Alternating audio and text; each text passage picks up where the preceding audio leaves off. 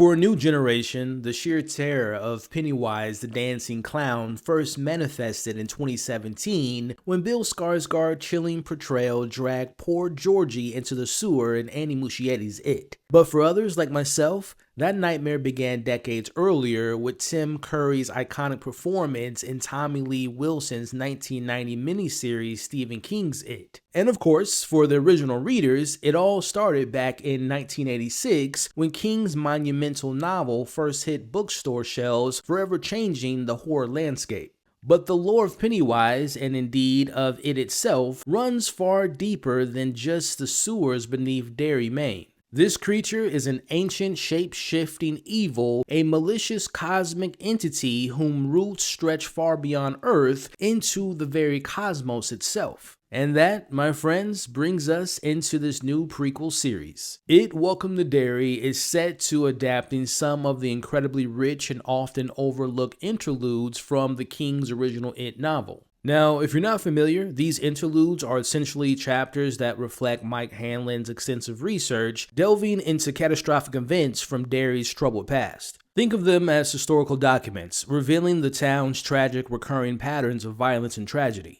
For example, we hear about the devastating fire in the Black Spot, the brutal massacre of Bradley Gang in the 30s, and the explosive collapse of the Kitchener Ironworks. Now, for some book readers, these interludes might have felt a bit dry or unnecessary, slowing down the main narrative. But for others, they are absolutely important. They open up the opportunities to look at certain themes in different perspectives, giving us a deeper understanding of the time in which the stories is being told and how it relates to the social issues within Derry, and ultimately how it enriches the entire backstory of it itself. This new show, Welcome to Derry, is firmly set within Stephen King's It universe, based directly on his novels, and serves as a direct prequel to the 2017 and the 2019 films. Its goal is to expand the vision established by filmmaker Andy Muschietti, who isn't just a producer on this series, but he also directs this premiere episode and several other episodes later in the season. So we now know that we're in good hands when it comes to capturing the aesthetic and the tone that we saw back in those movies. Alright, now that we've got the context out of the way, it's time to break down and discuss this first episode. And yes, you guessed it, spoilers ahead. If you haven't watched it yet, you've been warned. The episode opens in late December, early January of 1961, as we find ourselves in a movie theater watching a scene from the classic film, The Music Man. This particular film plays a very important part to this overall story of this episode. The Music Man is all about a smooth-talking, yet ultimately corrupt, traveling salesman who masquerades as a musical instrument dealer. He tries to convince the citizens of River City, Iowa to fund his idea for a boys' marching band by cleverly preying on their fears of youth corruption. The song in particular in the scene itself is a slippery slope argument. What could happen if the citizens fail to recognize the danger and don't follow his suggestions for a more wholesome activity? It's an exaggerated problem, a manufactured crisis, a petty mass hysteria. Now, you might notice that The Music Man was actually released in June of 1962, and this scene takes place 6 months prior. But honestly, I still understand why it was being used in this moment. The connection between the film salesman and the creature It is direct. Both are corrupt figures who expertly prey on the fears of others, and their very presence creates a sense of mass hysteria within their communities. It's a great thematic mirror right from the start of this episode. Now in the crowd, we spot a little boy by the name of Matty. Despite his young age, he still has a pacifier in his mouth, an early indicator of a potential vulnerability or immaturity. The theater attendant quickly spots him and chases him out. We learn that Matty has been sneaking in and out of the theater often, and it's mentioned that he's never been seen with his family. Keep that detail in mind for later. We then meet Ronnie, who's the daughter of Hank, who's the theater's projectionist. She smartly sends the attendant the opposite direction, giving Matty a chance to hide and escape. It's a small moment, but I wonder if Ronnie regrets helping Matty after what's going to happen to him soon. If she would have told the attendant where he was, he might not have gone missing. Now, alone again, little Matty tries to hitch a ride out of Derry. He gets lucky when a family of 4 pulls over. In the car is a mom and a dad, their son and their older daughter. Now, the wife is noticeably pregnant, and they claim to be headed to Portland, agreeing to give Matty a lift. Now, as they drive, the news on the radio talks about Moscow running underground nuclear tests. The broadcast warns of radiation posing a global threat with potential consequences ranging from cancer to genetic mutations and resulting in highly unusual birth defects. Now, this, of course, is a clear historical reference to the lead-up to the Cuban Missile Crisis in October of 1962. This tense confrontation between the United States and the Soviet Union during the Cold War was the closest the world came to a full-scale nuclear conflict. Now, the key part to pay attention to here is beyond the Cold War paranoia, it's actually the mention of the radiation causing birth defects. This being a direct foreshadowing of the It baby creature we're about to witness, but also it subtly hints at the potential military aspect or the Cold War themes that might unfold within this series. Now, the little boy of the family is on a spelling kick, with his mother giving him all these different random words to spell out. Now, Maddie notices the girl Arlene taking out a container labeled liver. She opens it and sticks her fingers inside and awkwardly sticks her liver-covered fingers right in Maddie's face. Trouble, you idiot! Be nice, Arlene. I am nice. When I want to be. Now, the mother adds to the awkwardness with an even more unsettling remark, calling her daughter a harlot, which, if you don't know, is another word for a prostitute. Then the dad makes an even more inappropriate comment. Couldn't glue those legs together if you tried, I tell ya. Reminds me of her mother.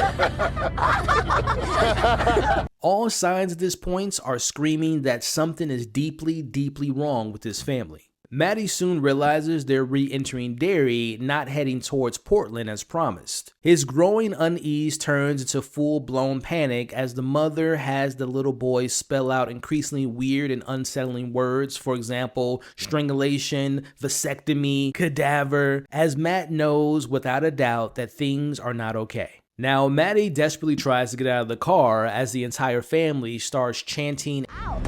O-U-T. Let me out. O-U-T. O-U-T. over and over and over again.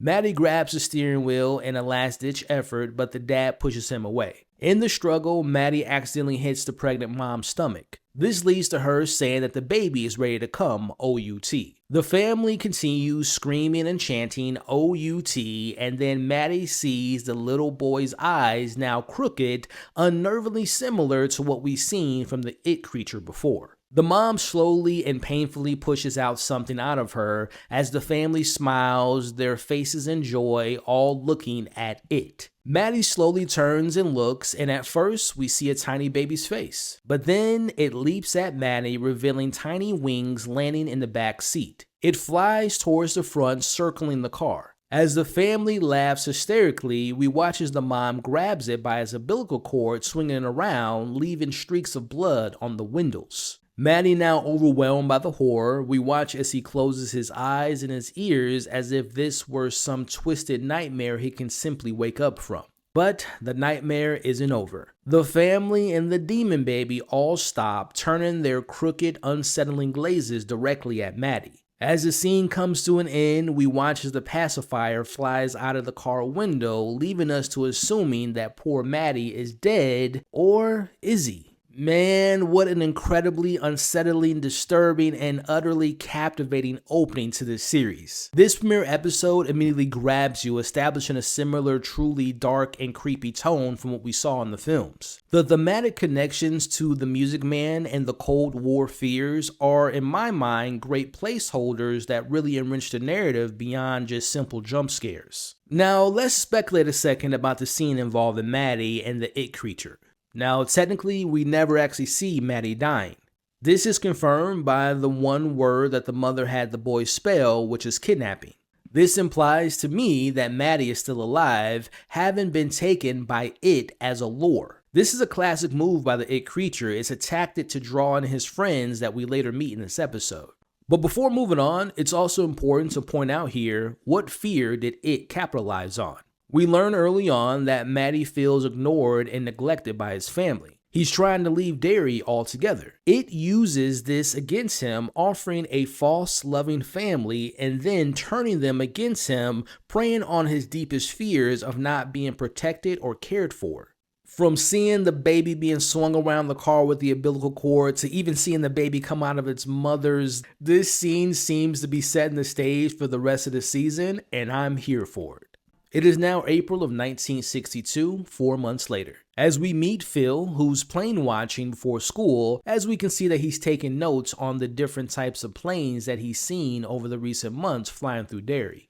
Now at an airbase, we meet Major Hanlon and Captain Russo, who isn't excited to be stationed in Derry. Derry, seemingly a nowhere town, is now one of the 6 key SAC bases in the country. Now, SAC was a command responsible for the U.S. strategic nuclear forces during the Cold War. This immediately establishes a micro fear of the season, which is nuclear war. This global existential anxiety will definitely, in my mind, be something that it will feed on, mirroring the anxieties that we see from the children in this episode. Now, Captain Russo takes notice of a restricted area under the name Special Projects, an area I expect that we're going to learn more about as the season goes on. Now, Major Hanlon mentions after 8 years living on base, he's really excited for his family to join him in Derry, a place known for its normalcy. We'll be discussing how important Hanlon is and who his son is later in this breakdown. Now, transitioning from the military base, we arrive at Derry High School and we're immediately hit with our first major Stephen King Easter egg, that being Bert the Turtle on the school marquee sign.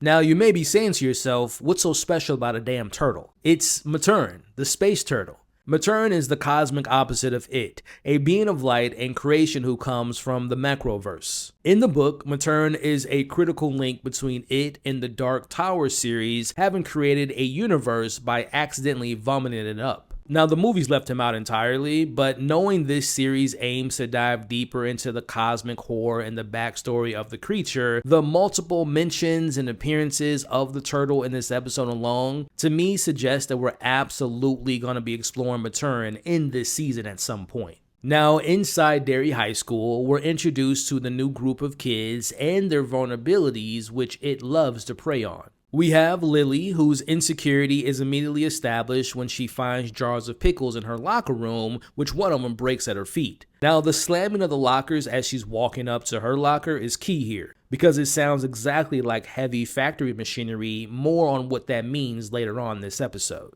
We have Marge, who's Lily's friend, who cheers her up after this incident. Now, she's insecure about her new glasses, worried that they make her eyes look large. Now, we already briefly met Phil. He's the plane watcher who's obsessed with the atomic age, believing that Martians are in Derry and that World War III is coming soon. His fear is paranoia and the terrifying unknown. We also have Teddy. Now he's quiet, and we learn later in this episode that he's weighed down by the guilt and grief over Maddie's disappearance, caught between his disbelief that Maddie ran away and others' beliefs that he's dead. Again, I would imagine we're going to be seeing their fears being played out somewhere down the line, or at least some of them, because not all of them survive by the end of this episode. Now, back at the base, we see one of the airmen expressing racial resentment towards Major Hanlon, who we see obviously is black, but he's also the superior officer in this situation. This tension is interrupted by General Shaw, who addresses the airman's disrespect. I'm not surprised that a black man in charge during the 60s would be a problem for some. This being one of many examples of the racial issues I expect to see in this series, as Derry has always shown racism and homophobia throughout the books and films. Now, we don't get a lot of Chris Schalk in this episode, but he is playing a very important character from within the Stephen King lore. Now, his name isn't mentioned in this episode, but if you notice in the end credits, his name is listed under Dick Halloran. Now, for any Shining fans out there like myself, yes, that's Halloran, the head chef from The Shining who has telepathic abilities he calls The Shining. This inclusion is huge. Halloran is mentioned in the It novels as one of the founders of the Black Spot, which is a bar for black soldiers in Derry. Now, this next part might be a spoiler for a plot point in the future in one of these episodes, so here's your spoiler warning. Now, the Black Spot was unfortunately burned down by white supremacists. This act was suggested to have been orchestrated by Pennywise It itself. Now, Halloran used his shining abilities to save survivors, including Will Hanlon, who would become the father of Mike Hanlon, who we know to be a central member of the Losers Club. Now, the side eyes that Halloran was giving Major Hanlon now makes perfect sense. as he was likely sensing the darkness and danger surrounding the base in the town. We should absolutely expect to see Halloran using his powers sometime this season, most likely uncovering the deep secrets of Derry as well as explaining where it comes from. Now, back with Phil and Teddy, we get some of that classic Stephen King childhood banter from Phil, who's trying to get a peek of his neighbor who is undressing. Meanwhile, Teddy is silent as he's thinking about their friend Maddie, who's been missing for the last 4 months. Now, it's here that we learn more about Maddie and his family situation as we find out that his mom had to bribe Teddy and Phil to attend his birthday, which to me is another example of why Maddie wanted to leave Derry. He essentially had no friends or family, it seems. Teddy and Phil have a disagreement about Teddy believing that Maddie might be a runaway, while others like Phil believe that he's dead. Now at Lily's house, we find her in the bathroom trying to make herself look happy. We see her touch her bracelet, which has a turtle on it, which she says is good luck. Again, another Easter egg pointing towards the cosmic turtle, as we see that this turtle was given to her by Maddie as we flash back to the moment she received it from him. We see her and Maddie hanging out at their secret spot of the boys at the tower that oversees Derry, where guests aren't allowed without permission from the others. It's here we see why the kids call Lily loony and why those pickles were in her locker from earlier. Lily's father worked at a jarring plant. She and her mother were going to go pick him up one day when Lily realized she left her mood ring inside. Her father went back in to get it, but was accidentally killed by one of the machines. It was also a rumor going around town that his remains were spread across different pickle jars. This explains the machinery sound that we heard from the lockers and the cruelty of the pickle prank. This to me points towards we're going to see Lily's fear being played out at some point this season of her fear of pickles and what happened to her father. We see that Maddie has a thing for Lily and he tried to kiss her on New Year's Eve, but we see that she denied him because she just wants to remain friends. Embarrassed by this, we see Maddie ultimately runs off. Now you'll notice that Maddie was wearing the same outfit from the night that he went missing, meaning to me that he's been gone from his home for several days now at this point, and it's safe to assume that he was maybe camping out at the tower to sleep at night. Now back in the bathroom, Lily's mom wants her to visit her dad's grave, but we see she refuses as she's not yet ready to visit it. Now Lily's mom reminds her to take her medication, this having ties to Lily mentioning her time at the mental facility. Now still in the bathroom, Lily hears something and believes it's Maddie who's reciting lines from The Music Man, but through the bathroom drain. Lily begs for him to come home as we see these bloody fingers emerge from the drain. Maddie, if it's you, if you can hear me, just come home, all right? Just please come home. He won't let me. Maddie is its captive and Lily is the first target of its psychological warfare. Next day at school, we find Lily, who's still reeling from the bathroom situation, trying to talk to her friend Marge about what happened. Now, Marge immediately pulls Lily into the bathroom, desperate to keep her from sounding crazy around the other girls, especially since they already pick on Lily to begin with. Are you worried about what people will think of me or what Patty and all of them will think of you because of me? Jesus, Lil, I'm trying to be your friend, but sometimes you make it really hard. This is another example of a classic It setup. The kids are disbelieved, isolated, and targeted not just by the supernatural, but by their peers and the oblivious adult world. Now later, we see Lily finds herself by the secret hideout spot to tell Phil and Teddy that she believes Maddie is alive and is hiding somewhere in the sewers. But as expected, it's a tough sell. Phil dismisses it immediately, highlighting how impossible it seems from a logical standpoint. Teddy, however, isn't completely shut off to the idea, but you can tell he's wrestling with the absurdity of it all. This scene felt like we've seen this before from the Losers Club. You've got Lily, the believer, Phil, the skeptic, anchoring them to reality, and Teddy, the open-minded but uncertain one. Their initial disbelief mirrors how adults often dismiss the children's fears, leaving them to facing the evil alone.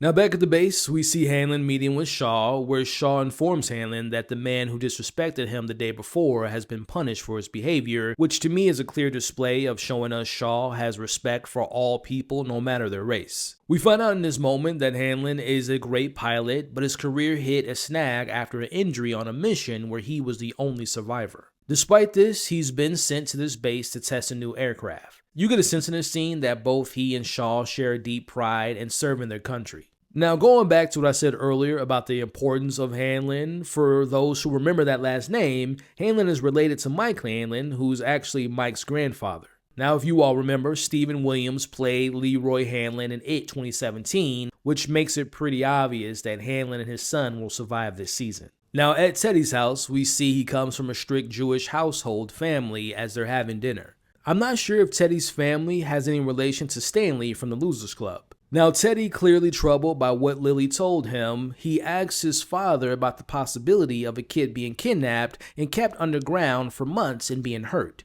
Now, his father seems to be someone that doesn't like to have these type of conversations at the dinner table, as he dismisses his question and says that Teddy's ridiculous notions comes from his interest in comics. He even brings up the horrors of his family's past, which adds another layer of historical trauma to the narrative. Now, speaking of comics, we get another little Easter egg in this scene where we see Teddy is reading a Flash comic. This being a nod to the director of this episode, and of course the director of It 2017 and 2019, Andy Muschietti, who, if you all don't know, directed the most recent Flash movie. Later, Teddy is seen reading a Batman comic, which, if you all do not know, Andy Muschietti is still attached to direct that film from the DCU. The dismissal by his father, however, isn't the end of Teddy's night. As he's alone in his bedroom, his lights begins to flicker. Going back to turn it on, he notices a grotesque face on the lampshade. This scene calls back to his father's comments about how Jewish prisoners' skins were tragically used as lampshades by the Nazis.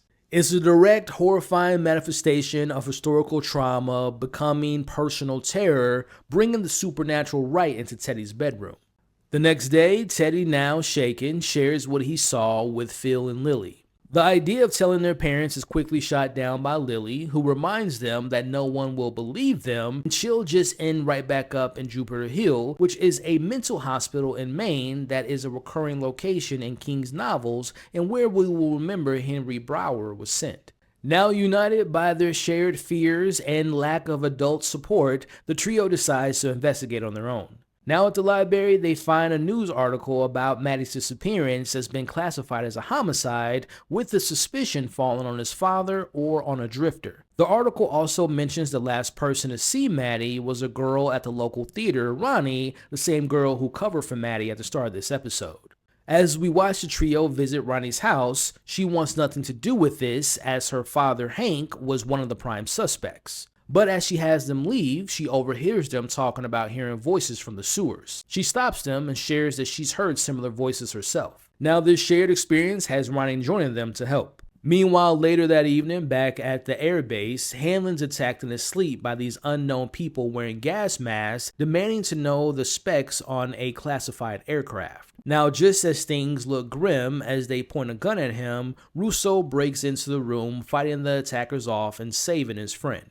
Now, the question is, who were these masked figures? Could it be the insubordinate soldier from earlier with his friends seeking revenge? Could it be Soviet spies trying to get intel? Or perhaps townspeople uncovering the true reason for the many governmental officials in Derry? Whoever they are, this scene adds a layer of mystery and human danger to the existing supernatural threat, proving that Derry holds many secrets, both earthly and otherworldly. Now, the episode ends on a truly terrifying sequence back at the theater. With Ronnie's help, the kids plan to watch The Music Man, hoping Maddie was trying to send them a secret message through the film. Now, before the film starts, we watch as Teddy, Phil, and Lily, overwhelmed by guilt, blaming themselves for not being there for Maddie. Now, as they wipe their tears away, the film begins. They recognize the same song Maddie was heard singing as they eventually see Maddie in the film next to the family members who picked him up as they are yelling for him to come towards them from the screen.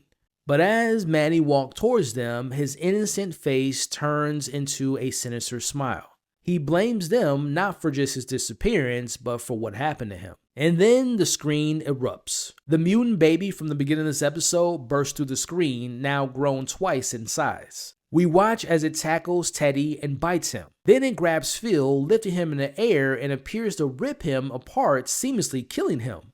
Susie, Phil's younger sister, reaches out for Lily's help, only to have her arm bitten completely off. Lily is the sole survivor from this brutal onslaught, as Ronnie, seeing the pure chaos, helps her escape. As our final moment shows Lily looking down, and in a final gut-wrenching image, she sees she's still clutching Susie's now detached arm. Full spoilers ahead.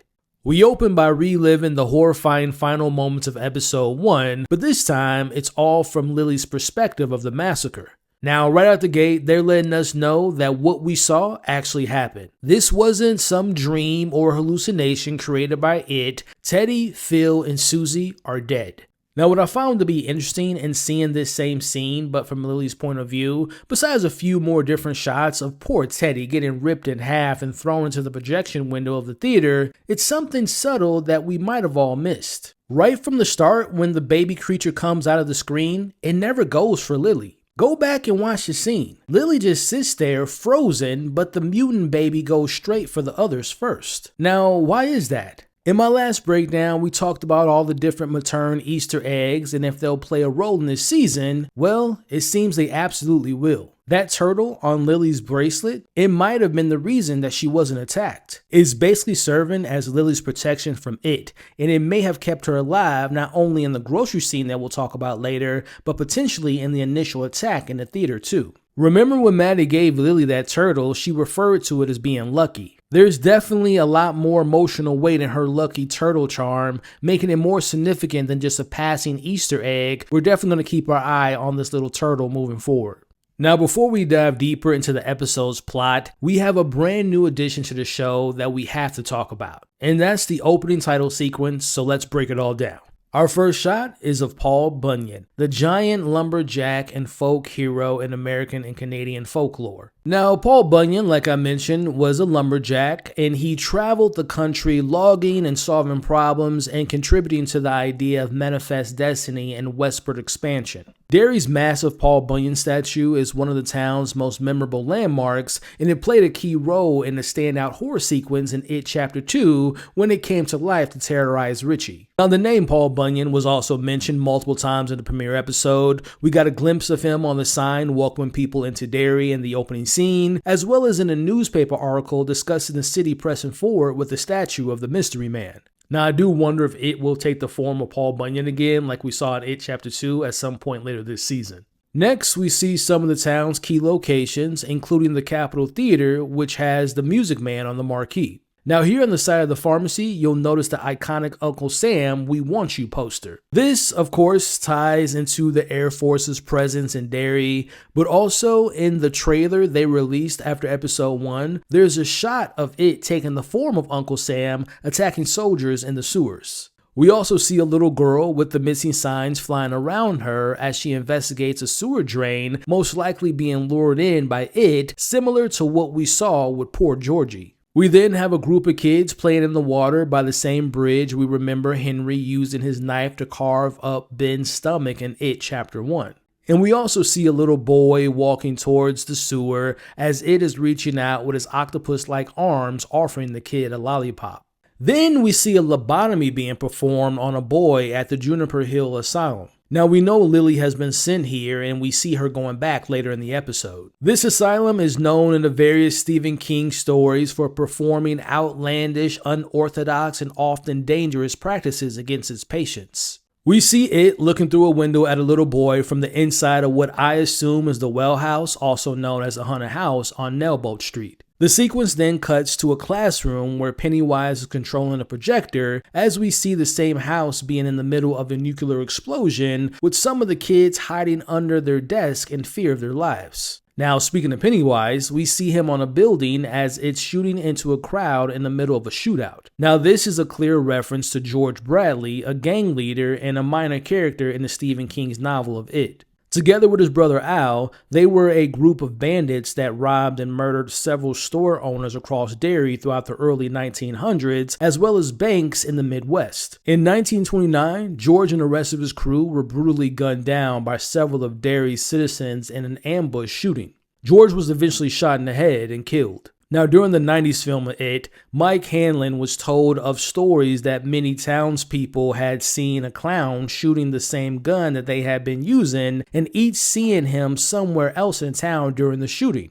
One person even recalled seeing him floating outside of a window. We end the sequence by seeing the Kitchener Ironworks event of 1908. This factory exploded and 102 people were killed. 88 of them were kids and 14 of them were adults. A tragic cornerstone of Derry's horrific history. Now, speaking to the song that plays during this incredible sequence, it's called A Smile and a Ribbon by Patience and Prudence, two sisters who were a young vocal duo and active during the time of 1956 into 1963. If you listen to the lyrics of this song, it's actually quite creepy and unsettling. To me, it sounded like they were talking about little girls having to put on a smile and to pretending that everything's okay. It's almost like the song is encouraging little girls to be more ladylike and to do things that are ladylike, which is incredibly fitting for this show and its time period that it's focusing on, especially when you compare it to our characters in the show like Lily, Marge, and Ronnie. Again, the lyrics, for example, the bigger my toothly grin is, the smaller my troubles grow. The louder I say I'm happy, the more I believe it's so. That perfectly encapsulates the dark optimism and forced innocence that it thrives on. Now, I hope we don't see some article coming out in a few days revealing this masterful opening was generated by AI, because that would be so disappointing. I bring that up because there was some controversy around some of the promotional posters leading up to the show, and unfortunately some of the posters were AI generated. I truly hope that some awesome design artist put this together because I found this to be so creepy, so eerie, and really effective. Look, man, we live in a time where most shows don't have opening title sequences anymore, and if they do, they're like 5 seconds long. I want more opening credits in my shows, and again, this one is just a great example of how effective one can be. It had a great musical choice. The lyrics are so fitting. The imagery shown definitely sets the perfect tone for this show. And now back to your regularly scheduled program. Outside of Ronnie's apartment, we find two cops who are under the orders by their chief to arrest Hank, who's being unrightfully targeted as being involved with what happened to the kids in last week's episode. We have an interesting but also tragic detail here, as one of the officers makes a joke about Hank eating the bodies because their bodies weren't inside the theater after the massacre. It's sad because their families weren't able to properly bury them, and they have no idea what happened to their bodies, and they have no closure. Now, speaking to that joke the officer made, this being an example of one of the biggest takeaways from this episode, and that's Derry being a main character within itself. There are countless unknown things that occur throughout Derry, and it plays a huge part in that. It manipulates the awareness and the attention of people in Derry, both to hide its activities and to isolate its victims. This enforced apathy and lack of awareness also masks the murders during its active phases. It uses its powers to maintain the fake facade of normalcy within Derry, despite the gruesome murders and mass disappearances that regularly occur there, thus securing its food supply. Again, this scene and many other scenes throughout this episode really puts an emphasis on the lack of awareness from the people of Derry. Now inside, we find Hank knows that he's being unfairly framed, but his priority is Ronnie. This is where we see the generational conflict regarding dealing with Derry. Hank doesn't want his daughter to go back to school yet, while her grandmother insists she must go back to get her education to eventually escape in Derry. The grandmother brings up a fascinating reference comparing Ronnie to Nora Charles from The Thin Man. For those that don't know, Nora Charles was sharp, she was smart, and she solved mysteries. I found this to be an interesting parallel, and the show wanted us to know that Ronnie is very capable, she's very intelligent, and she has what it needs to be above the things that go on in this town. But let's talk about Ronnie's actual name, which was revealed in this scene, and that is Veronica Grogan. Now, if that sounds familiar, it's because Veronica was a minor character in the It novel, one of the many children who died at It's hands in the 1950s. Now, could sharing the same name from a minor character in the book be an Easter egg or a possible foreshadowing for the character in the show? Now, we watch as Hank tells his daughter that everything's going to be okay, but later we see that it isn't okay, and we also see why Hank is so protective over his daughter. Now, at the Hanlon's house, Leroy welcomes his wife Charlotte and his son Will to their new home. Now, last week we discussed the Hanlon family tree, and that being Will is Mike Hanlon's father, but I found it interesting that Will's mom is named Charlotte in the show and not Shirley like it was in the books and the films. They may have decided to change the character's name for creative reasons, or Leroy gets remarried at some point because Charlotte and him get a divorce, or maybe Charlotte doesn't make it out of this show alive. Now, whether divorce or she dies unfortunately later at some point this season, right now in the moment, we see Leroy and Charlotte are excited to be together as a family and happy to be living outside the base for the first time in 8 years. But back to some of seeing Derry's ways of welcoming new people in town, we see one of the neighbors walking their dogs, and it doesn't seem like she's overly excited to see her new black neighbors. Now inside the home, we see that maybe Will and Leroy are still discovering what type of father and son relationship dynamic they're wanting to have. I say that because Leroy is most likely not around Will as much on the account of him being an air pilot who's fought in wars. We see when he gives Will his new telescope, Will is surprised because he didn't expect his dad to know that he always wanted one. Also, the joke that Leroy makes about spying on the neighbors and Will says that he doesn't think that's a good idea also shows that there's a bit of a disconnect between them.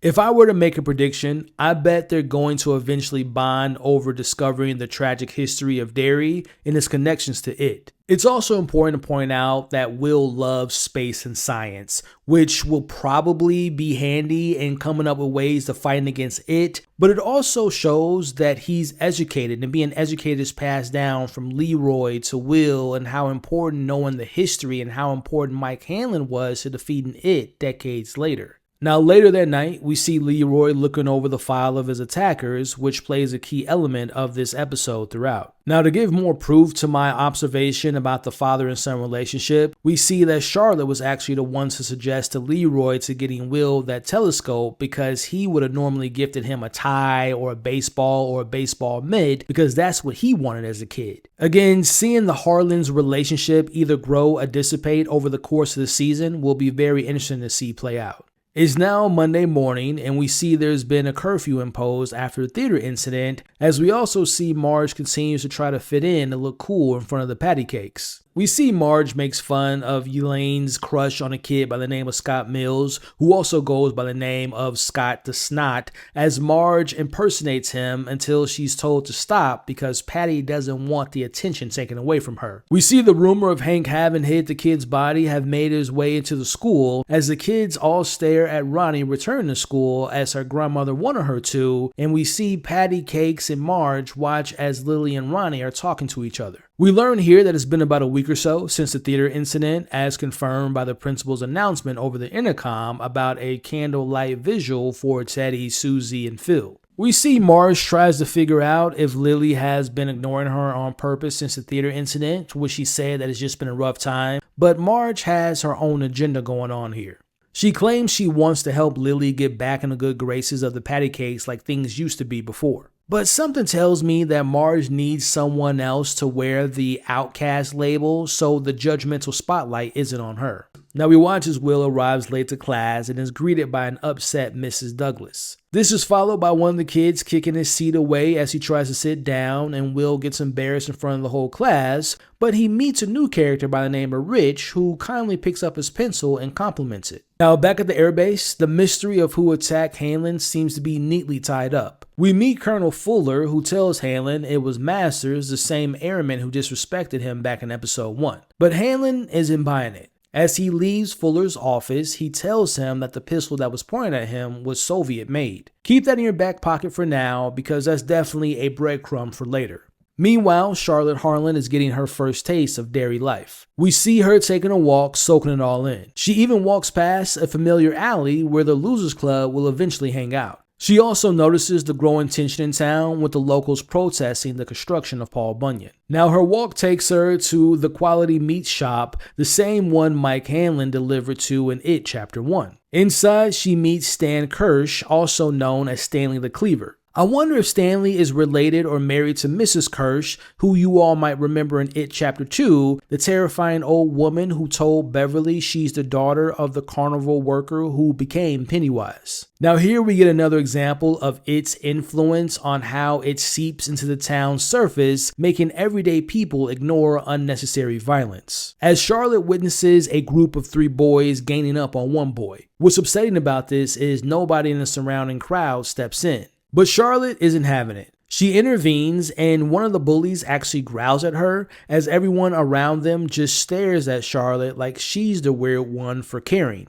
Now, later that night, back at the Harlan's household, we see Charlotte recounts her experience, making it clear that she's not one to tolerate bullying. Which, speaking of bullying, we see Will doesn't share anything about his first day at school. Now, despite Charlotte's attempts to having a family dinner, we see Will is quickly dismissed from the table. Now, there's a brief discussion about their last home in Louisiana, hinting that Charlotte has a history of standing her ground.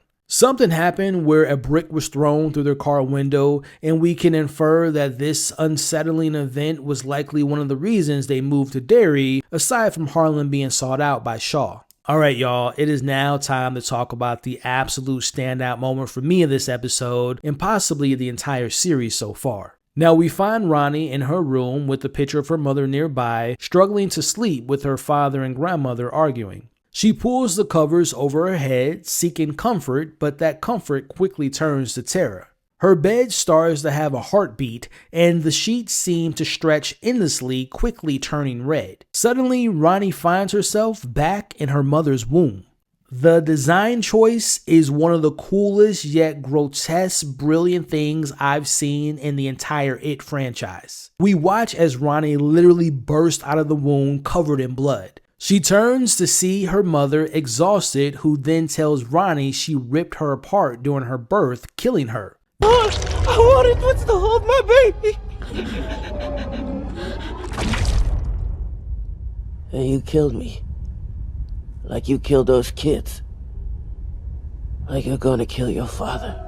Then her mother's face shifts, growing sinister. Ronnie tries to escape, but she's still attached by the umbilical cord, and her mother's stomach transformed into this mouth with all these sharp teeth, and we see its terrifying eyes visible inside. Ronnie bites through the cord, but the nightmare isn't over yet. Her mother's body reshapes into something truly monstrous, creepily walking towards her until Ronnie's screams brings Hank rushing into her room. Seriously, kudos, props to the production and design team for this entire sequence. The idea of her bed, usually a place of ultimate comfort and vulnerability, becoming this grotesque, inescapable trap is just genius and so disturbing. Also, shout out to the actress Amanda Christie's who plays Ronnie. Her physicality in a scene, her raw terror, her ability to convey the dramatic weight of believing she's responsible for her mother's death and now fearing she's going to be responsible for her father's death, truly phenomenal stuff. Now within the scene also gives us a prophecy from It. It said that he gets caught referring to Hank and he's going to get fried. This of course alludes to Hank facing the electric chair. Now, there are stills out there, and it's also seen in the trailer where Hank is handcuffed and he's led to a bus that's headed to Shawshank State Prison. I really hope Ronnie and the kids figure out a way to clear Hank's name because one, I would hate for him to get blamed for something that he had nothing to do with, and two, the death penalty would truly be a diabolical way to end this character's life. Now, let's head to the local bar where we finally get some quality time with Dick Halloran. He's with the other airmen who are talking about being interviewed regarding Hanlon's attack. It's clear Halloran has special privileges as he wasn't interviewed about the Hanlon situation. This scene also introduces us to the town's chief who's under immense pressure. We see the councilmen and other locals pushing him to arrest Hank despite having no evidence. They're threatening his re-election if he doesn't comply. Now I know I'm going to sound like a broken record, but it's critical to recognize Derry as its own character. The councilman's words to the chief perfectly encapsulates this. You think I'm not doing everything I can to place him there that night? I've got no evidence, and he's got an alibi. This is America. This ain't America. This is Derry. It highlights how the town sees itself as separate, operating by its own warped rules where justice can be swayed by mob rules and prejudice. Now, true to form, the chief abuses his power. He has the bartender tell Halloran's table to leave. Now, this could very well be the spark that ignites Halloran's idea for the Black Spot, the black-owned nightclub for mostly black servicemen that we discussed in last week's breakdown. Now, for those that didn't watch or listen to my breakdown last week, the Black Spot was tragically burnt down later by white supremacists, but Halloran, with his abilities having the shine, saved several black club goers, including Mike Hanlon's father. Again, watch my last week's breakdown for more of Halloran's critical role in this story, as we're already seeing the beginnings of his journey and the challenges he's facing. Now we cut to the next morning to see the digging site where we find Colonel Fuller is overseeing this project. Now, in the woods, we see some locals looking from the outside, observing the area. Now, one of these characters was seen in the latest trailer and will be used by the Air Force at some point and seems to have some kind of special abilities to see into the past. Based on what I've seen from the trailers of this show, the local indigenous tribe will play a big role in It Welcome to Derry. Remember in 2019's It Chapter 2, the knowledge of how to defeat It was found out by Mike, who was visiting the local indigenous tribe, the fictional Shikokawa people, who he learns were the first to encounter the interdimensional entity and conduct the ritual to trap Pennywise in a vessel. Now, after a long night of moonshine drinking, we see Halloran is hungover. Now, Colonel Fuller isn't a believer of Halloran's abilities and accuses him of privilege abuse and threatens to revoke his benefits, setting up a tense power dynamic between the two. Now, back at the school, we see Lily ignores Marge waving at her and decides to not sit next to Marge in the patty cakes. We see Ronnie sits next to Lily and shares what she experienced the night before. Now, the patty cakes see them talking and says to Marge that they thought that Lily wasn't crazy anymore, as we see that they've already came up with a name for Ronnie's dad as Hatchet Hank. Marge breaks up the tension by making a joke and making the others laugh, and again, we see Patty doesn't like the attention taken away from her as she mentions if Marge was wearing the same outfit from the day from before. I'm so curious to eventually see what It decides to use against Marge. Based on one of the first trailers, it looks like her fear of her eyes being big and her new glasses will be used against her, but I also wonder if her wanting to be liked so much by the patty cakes will be used against her as well. Now, we watch as the scene intensifies as the patty cakes play patty cake and Lily and Ronnie argue. Ronnie is furious Lily didn't tell the cops about the monster. Now, logically speaking, Lily feared that being labeled crazy and sent back to the asylum.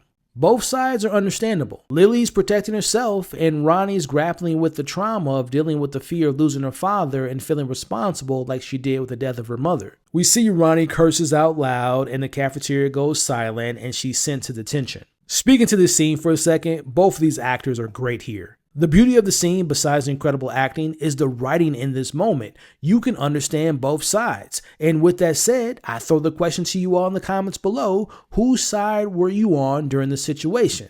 Me personally, if Lily told the cops that she saw a monster, I doubt that anyone would believe her and she would just end up in an asylum regardless, and Hank would end up in jail in my mind anyways. Now here we get some much needed comic relief as Will and Rich's friendship continues to grow. Now Rich's crush on Marge is clear, even earning a finger from one of the other girls. Shout out to Richie's Mini Mioso poster in his locker. If you all don't know, this was a Afro-Latino baseball pioneer. Now we watch as a stink bomb is thrown into the hallway, which sends Will running into Mrs. Douglas, landing Will into detention as well. Now in detention, we see Ronnie and Will meeting for the first time, and they have a nice scene between the two as he talks about his love of science. Unfortunately, this conversation is cut short as Ronnie sees Lily getting taken away by the cops after their argument. I really like the scene between Ronnie and Will, and speaking of the kids, I know we're all still in shock and still upset about losing Phil and Teddy and Susie, RIP, but the new group that we have here with Lily and Ronnie and the new additions of Will and Rich, and of course Marge, who's a kiss ass,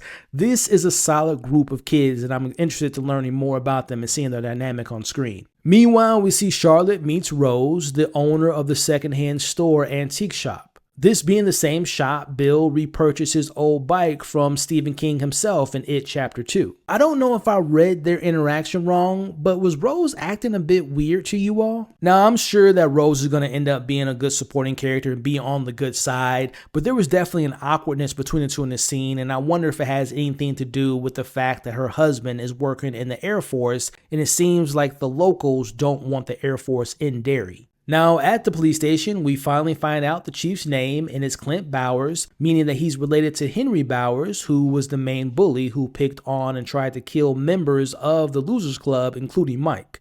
Now, remembering Clint was pressured by the councilman, we watch as he manipulates Lily. He implies townspeople will blame her for the theater incident due to her loony history, threatening putting her back into the asylum if she doesn't lie about Hank being involved in the theater situation. My heart truly broke for Lily in this scene because she's desperate to avoid going back to the asylum. As we see, Lily unfortunately takes the bait as Hank is later arrested for questioning. We watch as Ronnie rushes to Lily's house to confront her, yelling for Lily to tell the truth. Again, she's in fear of losing both of her parents. Next morning, back with Leroy, he pays a visit to Masters about the pistol. Leroy knows that Masters lied about being the attacker by upsetting him enough to pick up the pistol to shoot him, but he sees that he doesn't know how to operate the pistol. But the question is now, who is he covering for? Hanlon now back in Shaw's office. He tells him what he found and he will be further investigating the situation, but before leaving, we see Shaw wants to tell him the truth. This was all a test set up by Shaw to see if Hanlon was the man he believed him to be, and also because of his damaged amygdala. Now, for those who don't know, the amygdala is a small part of your brain, but it has a very big job to do. It's the major processing center for your emotions. Now, the injury is key for Shaw because this is an extremely rare injury, and for that, he needs him for a top secret mission that involves the restricted area on the base for someone who can't experience the emotion of fear. This explains why Hanlon barely blinked an eye when the gun was pointed in his face last week and when Masters was assembling the gun in the holding area. Now, as we come to an end of this episode, we see Lily at the local grocery store and we get this extremely crafted scare moment. As she walks around, the aisles start to close in on her and we hear whispers of voices calling her crazy and the people in the store being weird by smiling and following behind her. Over the intercom, her name is mentioned as the whispering calling her crazy gets louder. Lily finds herself trapped in an aisle that has cereal boxes with the face of Maddie, Susie, Phil, and Teddy. She runs into another aisle that's full of pickle jars, and one of them has her father's face in it. Remember the story that her father's remains were spread out in jars after his incident at the factory. She smashes the jar with his face in it, but the other jars with his body parts breaks around her and form into this octopus type of creature, begins crawling towards her and it wants a kiss. As she snaps back to the reality, the clerk sees the mess that she made and she looks absolutely insane. As we unfortunately later see Lily being taken back to the asylum. I have to mention this again because this was yet another incredibly crafted scare scene. Lily dramatic moments worked, the build-up was great and seeing all the people looking at her, and I know some people criticized the CGI with the baby last week, but I thought the pickle face design was absolutely flawless. I figured we would see her fear about what happened to her father at some point this season, but finally seeing it here, and we might see others later down the road, but seeing it in this scene, it didn't disappoint. Our episode concludes with Shaw showing Hanlon the secret project. The government's plan to prevent nuclear destruction using a buried item in Derry. This ancient weapon generates debilitating, even lethal fear, and Hanlon being fearless is the ideal candidate. We watch as Fuller interrupts by announcing Halloran found something. Now at the digging site, a crane pulls up a car with dead bodies as Halloran confirms they're getting close to getting what they're looking for, leaving us with a massive cliffhanger. Full spoilers ahead. We open in 1908 at a fair in Derry. We're introduced to a young Francis, a kid who's about to be introduced to a new fear. He's talked into going into the Hall of Freaks and Curiosities, home of the acts from the likes of Ape Man, Dog-Faced Boy, Skeleton Man, and the Lee Twins. Now off in the distance, Francis notices a child holding bright red balloons dressed as a clown. Now I know we're going to eventually meet Bob Gray, but I wonder if this is his child, and by his child wearing this outfit, was this early inspiration for it to becoming Pennywise. Now you notice as the announcer speaks. Step right into a grotesquerie of horrors beyond your darkest imaginings. Step right up. It was almost like if Francis was being guided, compelled by some unseen supernatural force. The way the announcer spoke reminded me of how Pennywise would say, "Well, float down here. Yes, would you?"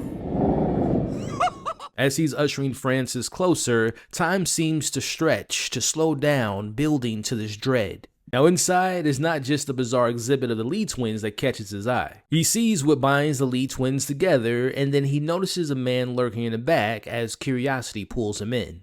In the darkness, we catch a glimpse of a person's back muscles cracking and shifting, as a voice, or better yet a whisper, begs Francis to come closer. Then the skeleton man lights a match. And there it is, his face, as he's missing his teeth and his eye is missing out of one of his eye sockets. As he utters the line that gives this episode his name, as we watch as Francis understandably runs out of the tent in fear. Now outside, Francis's dad has won him a slingshot that will later end up saving his life. As they leave the fair, we get our last look at the kid's face, who's dressed up as a clown with their horn, and again, I wouldn't be surprised if this is Bob Gray's child. Now we did get some fun Easter eggs I want to point out from this sequence. Did you all notice what the targets were in the ball tossing game? It was one of a clown, but also a turtle. A subtle nod to the cosmic battle between it and Matern the turtle. And the piano player with the cigarette that had a smirk on his face, that was no other than Andy Muschietti himself, the director and producer of this series, a fun little cameo. Now on their way home from the fair, Francis' dad's car breaks down. Now while he fixes the car, Francis is sent to get him some water from the kids on the side of the road. Now Francis' dad didn't give him enough money to cover the water, but the young girl who's giving out the water notices that he has a slingshot as he gives it to her to cover the rest. Now as time passes, we see Francis and the young girl's friendship has grown. One day while playing outside, Francis runs into the woods. Now the girl warns him not to go into the woods, but he's too lost in his own world and having too much fun, and when he looks back, he notices that she's no longer chasing after him as he's wandered too far into the woods. And this is where he sees him, the skeleton man. But he's no longer a man. As he's changing, shifting, and growing, it has transformed into Francis's real fear. Now running for his life from it, who's now transformed into Francis's newfound fear of the skeleton man, we watch as its body elongates and eventually transforms to a creature and chases after him. Now after falling down and now coming face to face with Francis and about to kill him, Rose uses a slingshot and wounds the creature as they run away, and will later discover that she ended up saving Francis's life. Now this whole opening scene taking place in 1908 is extremely important. Now for those of you all that aren't aware, the timelines in the Stephen King novel of It and the recent films and this show in particular different in years. Now, the reason I'm bringing that up is because Rose uses that slingshot to wound it, effectively slowing it down. Now, the blood we saw in this scene looked very similar to when the Losers Club fought against it in the kitchen as well as in the sewers in 2017 It, which if you all remember was towards its hibernation season when it's at its weakest. Now, despite the timeline differences, I believe major book events are already in motion here. For example, the Kitchener Ironworks tragedy, which in the books happened in 1906, is likely close to the proximity to this 1908 scene. Again, to me, this suggests that it might not have been in its prime, weakened by its hibernation cycle, and with the young girl displaying confidence against it, that explains why they managed to escape. Now this is where things get really interesting. The plan for this series is to have 2 more seasons, each set 27 years before the last. This means that our 1908 setting is actually where season 3 would be placed. The 3rd season will most likely showcase the horrific Kitchener Ironworks event. Again, in the books, this happened in 1906, but in this timeline, it will most likely happen in 1908, where the ironworks exploded, killing 108 people, and unfortunately, 88 of them were children who were out doing Easter egg hunting. Again, this event could be seen in the opening credits of the show, and it is a truly devastating event that a future season, season 3, would undoubtedly build towards. Now, I have to be honest with you all, let's talk about the Skeleton Man scene. While I've enjoyed the creature designs in the previous episodes, for example, the mutated baby, Ronnie's rebirth, Lily's pickle nightmare, but when it comes to it in the form of Skeleton Man, it just didn't work for me. Personally, I didn't find it scary, and also visually speaking, the CGI just didn't look good. And as the first episode not directed by Andy Muschietti, who directed episodes 1 and 2, this made me wonder if things were going to shift. And not necessarily in a good way. We'll discuss another CGI moment later in this episode that didn't quite land for me a little bit later in the breakdown. But despite my personal critiques, what did you all think about the look of the Skeleton Man and this being a first glimpse into season 3? Let's talk about it in the comments below. Now at the infamous Juniper Hill Asylum, we find Lily's mom is finally there to pick her up after what I believe was just a few days. The doctor informs Lily's mother that he recently upped Lily's chlorpromazine doses. Now the doctor also mentions putting Lily on a more restrictive treatment plan if things don't get any better. I'm betting that won't be the last time we hear of this new restrictive treatment plan. Now my prediction is, I bet this new treatment the doctor was speaking of will be put to use at some point, maybe even after Lily experiences what happens to her at the end of this episode, after she maybe shows her mother or other the pictures taken that will land her back in the asylum. Now, despite the asylum's bad reputation and Lily's hatred for being there, we see a silver lining, and that's her bond with the head of housekeeping. Now, Lily had befriended her the summer before, and this kind woman truly understands her. As it appears, Lily has told her everything, from what's going on with Ronnie, her terrifying supernatural experiences in the theater, as well as in the grocery store. And the housekeeper believes her. Now, she gives Lily advice that really motivates her to making things right with Ronnie, as she gives her back her lucky bracelet. If you tell me that you've seen the impossible, then I believe you. Most people, well, they only believe what they can see.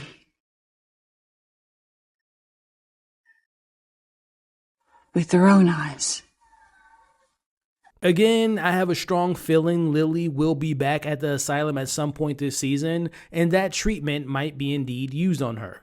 Now, if that ends up happening to Lily, I can see her adult friend being a key ally, perhaps even going as far as helping Lily break out of the asylum if things truly get out of control with it. I also have a feeling that the head of housekeeping has had her own encounter with it at some point in her past. Maybe she was the nurse Pennywise attacks in one of the latest trailers of the show, and maybe she survives the attack. Or perhaps she knew the nurse, or like Rose and Shaw later in this episode, maybe she saw it herself when she was younger as a kid. This would perfectly explain her open-mindedness and willingness to believe Lily. I could see her and the father she mentioned to Lily in this scene being pivotal figures in season 2, which would be set in 1935, offering more historical context and resistance against it. Now at the police station, we watch as Chief Clint Bowers is attempting to grill Hank about his whereabouts the night the kids were killed in episode 1. Bowers tries the good old cop routine, making small talk about Hank's favorite cigarettes, but he also talks about how he has the ability to sniffing out a liar miles away. He then presses Hank even more, claiming an eyewitness saw him near the theater that night. Now, Hank, of course, denies the claim, but after revealing his favorite cigarette brand to Bowers, that exact brand was found at the scene, making it look like Hank was there. He reminds Hank of the treatment kid killers receive at Shawshank, yet Hank remains firm. He wasn't there. Now, we, the audience, know Hank is innocent, but we also know that Bowers was basically told to frame Hank if he wanted to be reelected. Now, obviously, the cigarette findings is obviously manufactured evidence.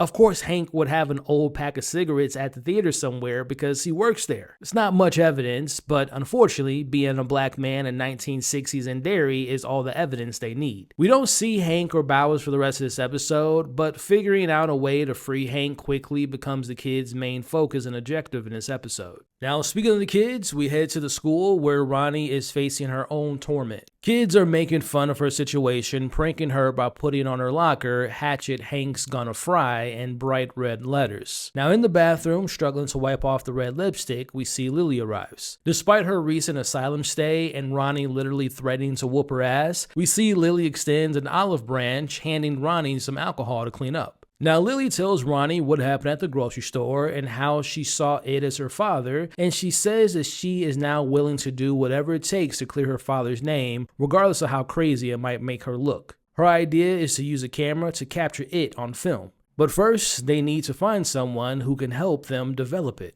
Now, in General Shaw's office, we get the confirmation that the mysterious car found in the final scene of last week's episode did indeed belong to the Bradley gang. Now, we talked about who they are in my opening credits breakdown last week, but for those who don't remember, as Fuller summarizes in this scene. In the book, the event happened in 1929, but as we have established earlier, the book and the newer film's timelines are different.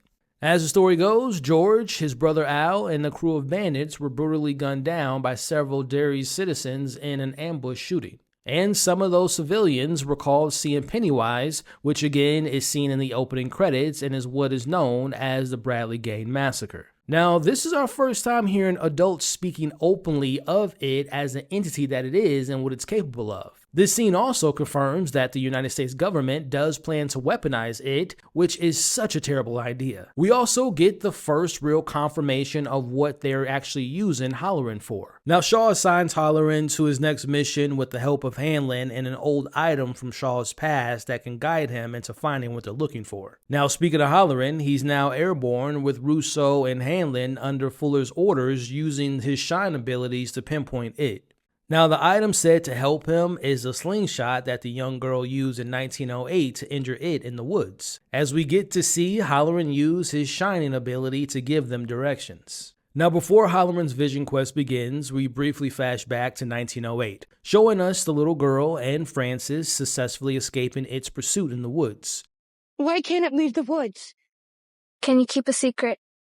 Now, while we don't hear the secret on screen, based on the setting and the events to come, it's safe to assume who this young girl turned out to be later as Rose has ties to the local Native American tribes. The tribes who, in the 2019 film, used the ritual of Chud, serving as a way of temporarily defeating it and containing it.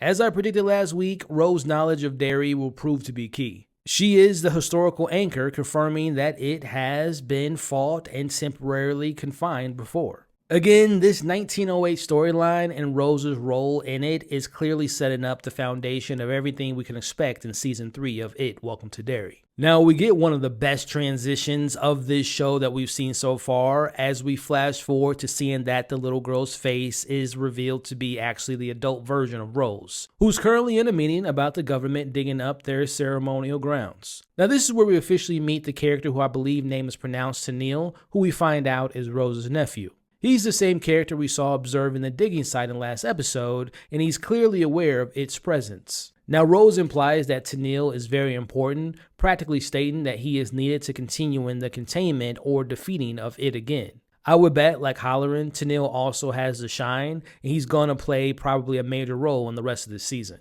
Now, before moving on, a quick clarification on the actor who plays Tennille. Now, actor Josh Ojak, who plays Tennille, was also in the latest Stephen King adaptation, The Long Walk, where he played the character by the name of Holly Parker, also known as Number 48. Now, believe it or not, I have yet to see The Long Walk. I know, I've heard it's great, and I promise to watch it sooner rather than later, but I also haven't read the book, but I believe both the book and the film take place in the late 70s, making it impossible age-wise for this actor to be playing the same character in both stories. Now, while the timing is crazy, and yes, it's the same actor in a Stephen King project, he is playing two completely separate characters. Just want to clear that up for any confusion out there.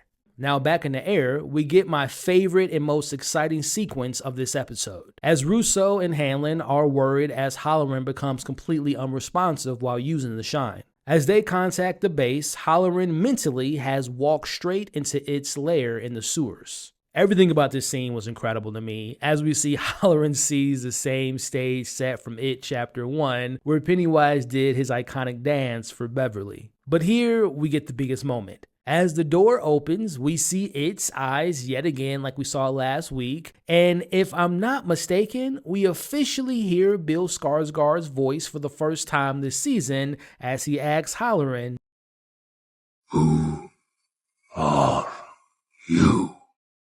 Now, looking in its eyes, Halloran is hit with a vision. It starts at a New Orleans party and quickly switches to soldiers dying on the battlefield, and we can notice a woman in the background. Now, understanding the shine ability, we know that that was most likely another person's traumatic experience or a memory that it was displaying to Halloran. Maybe it was a past memory of Halloran himself. As we watch Halloran snaps out of the vision, he looks up to find all of its victims floating in the sewer. Now, one body descends to warn Halloran to leave, and it's his grandmother. Now, in the books, not much is known of Dick Halloran's early life, except that he was likely born in New Hampshire. Now, as little boy, as mentioned in this episode later, it's also mentioned in the books that he had conversations with his grandmother without either one of them moving their mouths, basically implying that she most likely had the ability to shine as well, and it was passed down to him. Now, again, that vision of New Orleans and the war and seeing his grandmother, all of these things I believe will be seen again, and we're going to get more context about what exactly it means. Now, back in the real world, this vision almost kills Halloran. thinking he's escaping the sewers from it, but in reality, he's opening the hatch to the back of the aircraft, almost stepping out until Hanlon pulls him back in, saving his life. Now back on the base, General Shaw checks in on Halloran, who confirms that he saw it, or more accurately, it saw him. Now we watch as Halloran tries to warn Shaw about what they're doing. It wasn't supposed to see us. It wasn't supposed to know. Basically, Halloran saying that they're poking the bear and this could lead to something terrible happening and they should just leave it alone. Now Shaw takes that information and simply smiles and tells him to rest up as he walks away. Now this confirms Shaw's cold, calculated motivation. He doesn't really care about the risk, he cares about the prize. Now Halloran warning Shaw about something terrible happening most likely is a black spot, which again, if you guys don't remember, is the devastating fire and destruction we discussed back in episodes 1 and 2, proving Shaw's actions have catastrophic consequences. Now checking back in with the kids, we see Rich and Will are buddying up, sharing burgers at a diner where Lily's mom works at. Now we see Will sharing stories about space and Rich talking about his crush on Marge as they're interrupted when Lily and Ronnie arrive wanting their help. Knowing how smart and intelligent Will is, Ronnie needs his expertise to help develop the film from the picture they plan to take of it. We watch as Rich and Will discuss the plan, and Will says that he believes Ronnie believes what she saw. Rich calls out Will's romantic interest in Ronnie as the main reason why he wants to help her. This makes me wonder if the show will make a change from the books and have Will and Ronnie have a long-term relationship and he ends up marrying her instead of the character who in the book goes by the name of Jessica. I mean, the show doesn't include Will's 6 siblings, and what happens to Will is completely different than what happens to him in the books. And there are plenty of other changes that the 2017, 2019, and this show have made, so it's clearly not out of the question for this prequel series to change things up.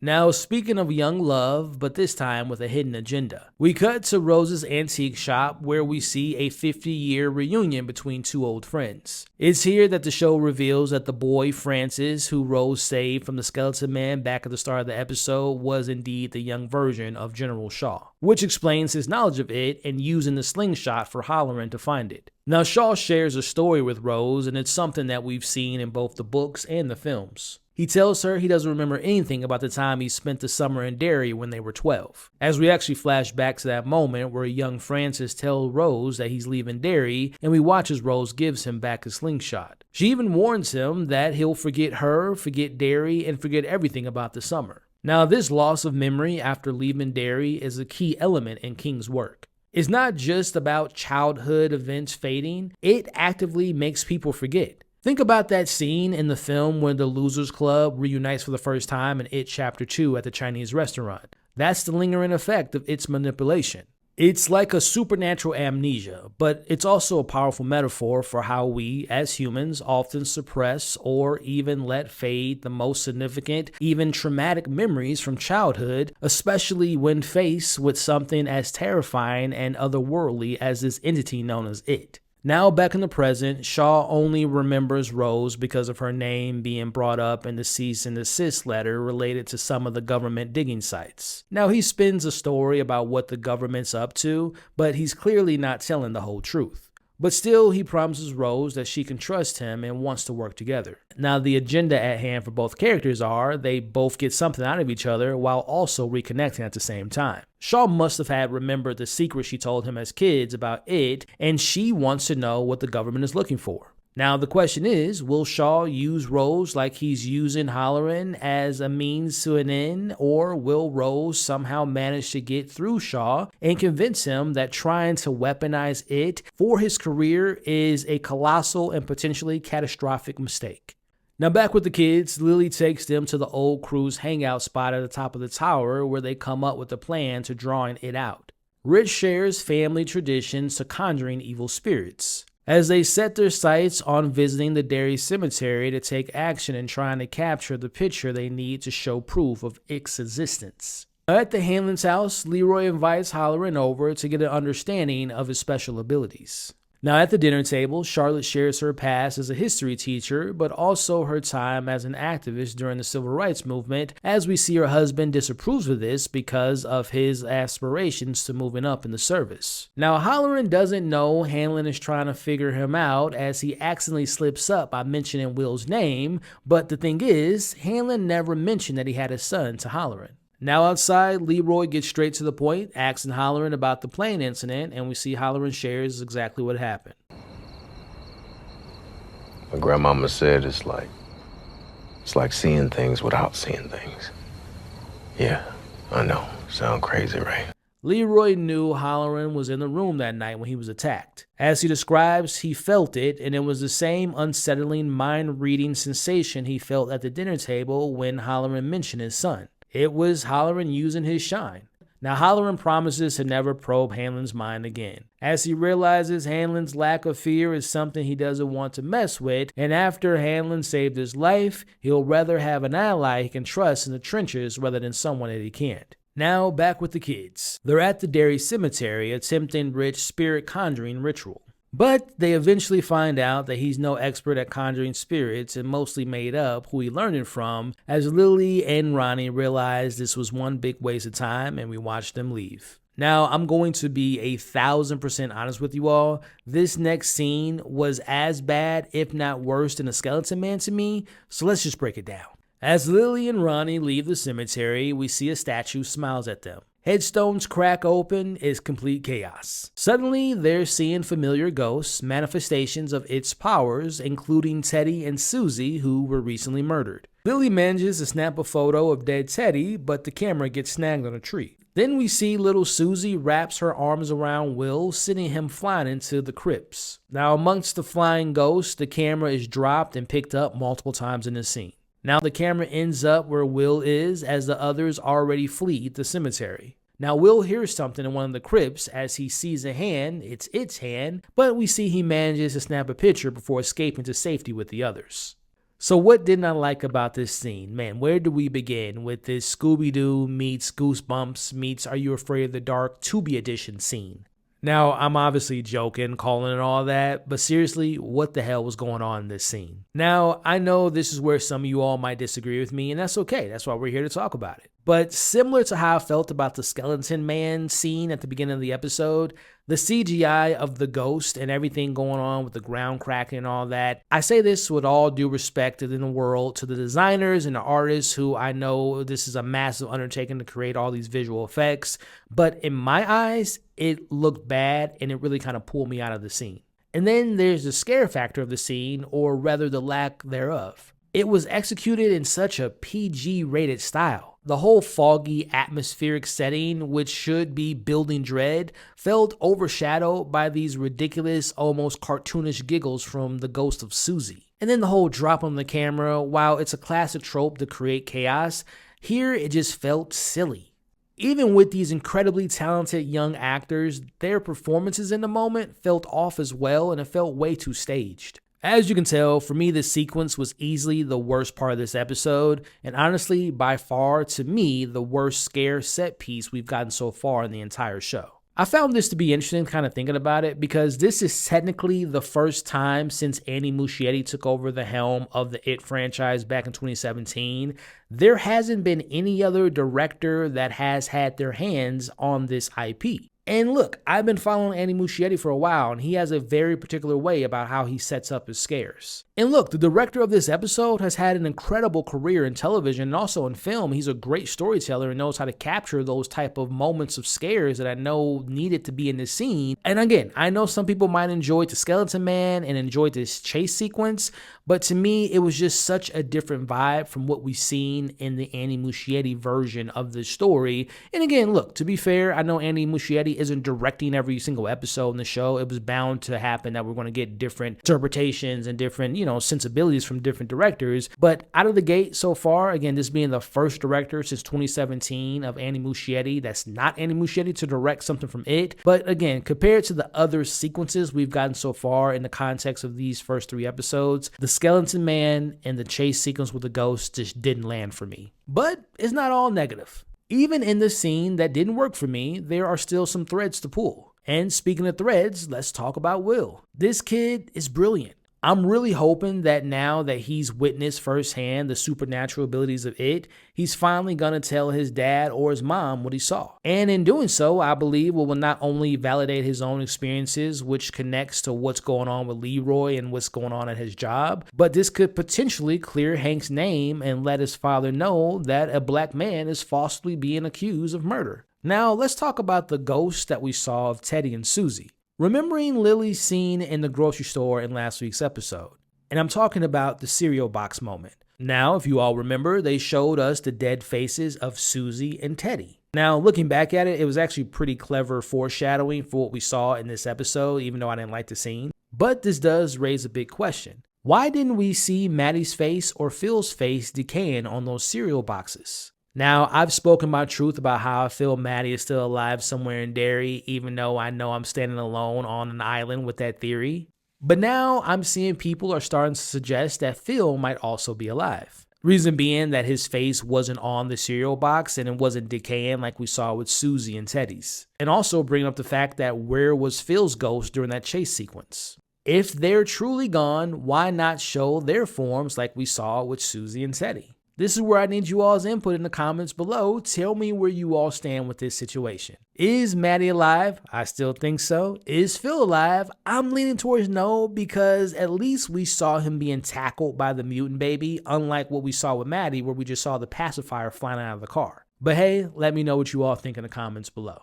Now, as we wrap up this episode, we head back to the school. They end up developing the pictures taken at the cemetery, and it's all starting to come together, as they now have the images of dead Susie and Teddy's spirit being used by it, but Will is the MVP because he got the money shot. While he was in the crypt, he managed to capture a photo of what grabbed at him, and it's a silhouette of a clown. Full spoilers ahead. We open this episode with a classic shot of our crew, Lily, Ronnie, Will, and Rich, on their bikes, fresh off their terrifying encounter in the cemetery, armed with what they believe will be irrefutable evidence as they head straight into Derry Police Station.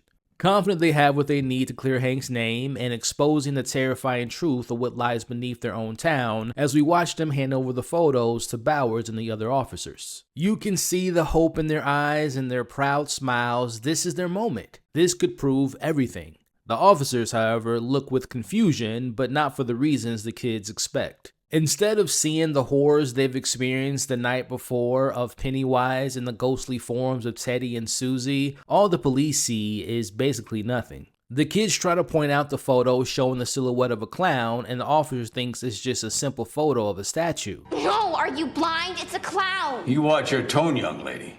As the kids' smiles slowly fall, replaced by utter disbelief and disappointment. It's here they're starting to realize that maybe the adults can't see it. As of right now, Hank remains in jail and it remains unseen. Now at school and during gym period, the crew tries to understand why the adults couldn't see it, as Lily brings up that maybe it was basically toying with them instead of killing them. Now, like his future son did, we see Will suggest they dig into Derry's history.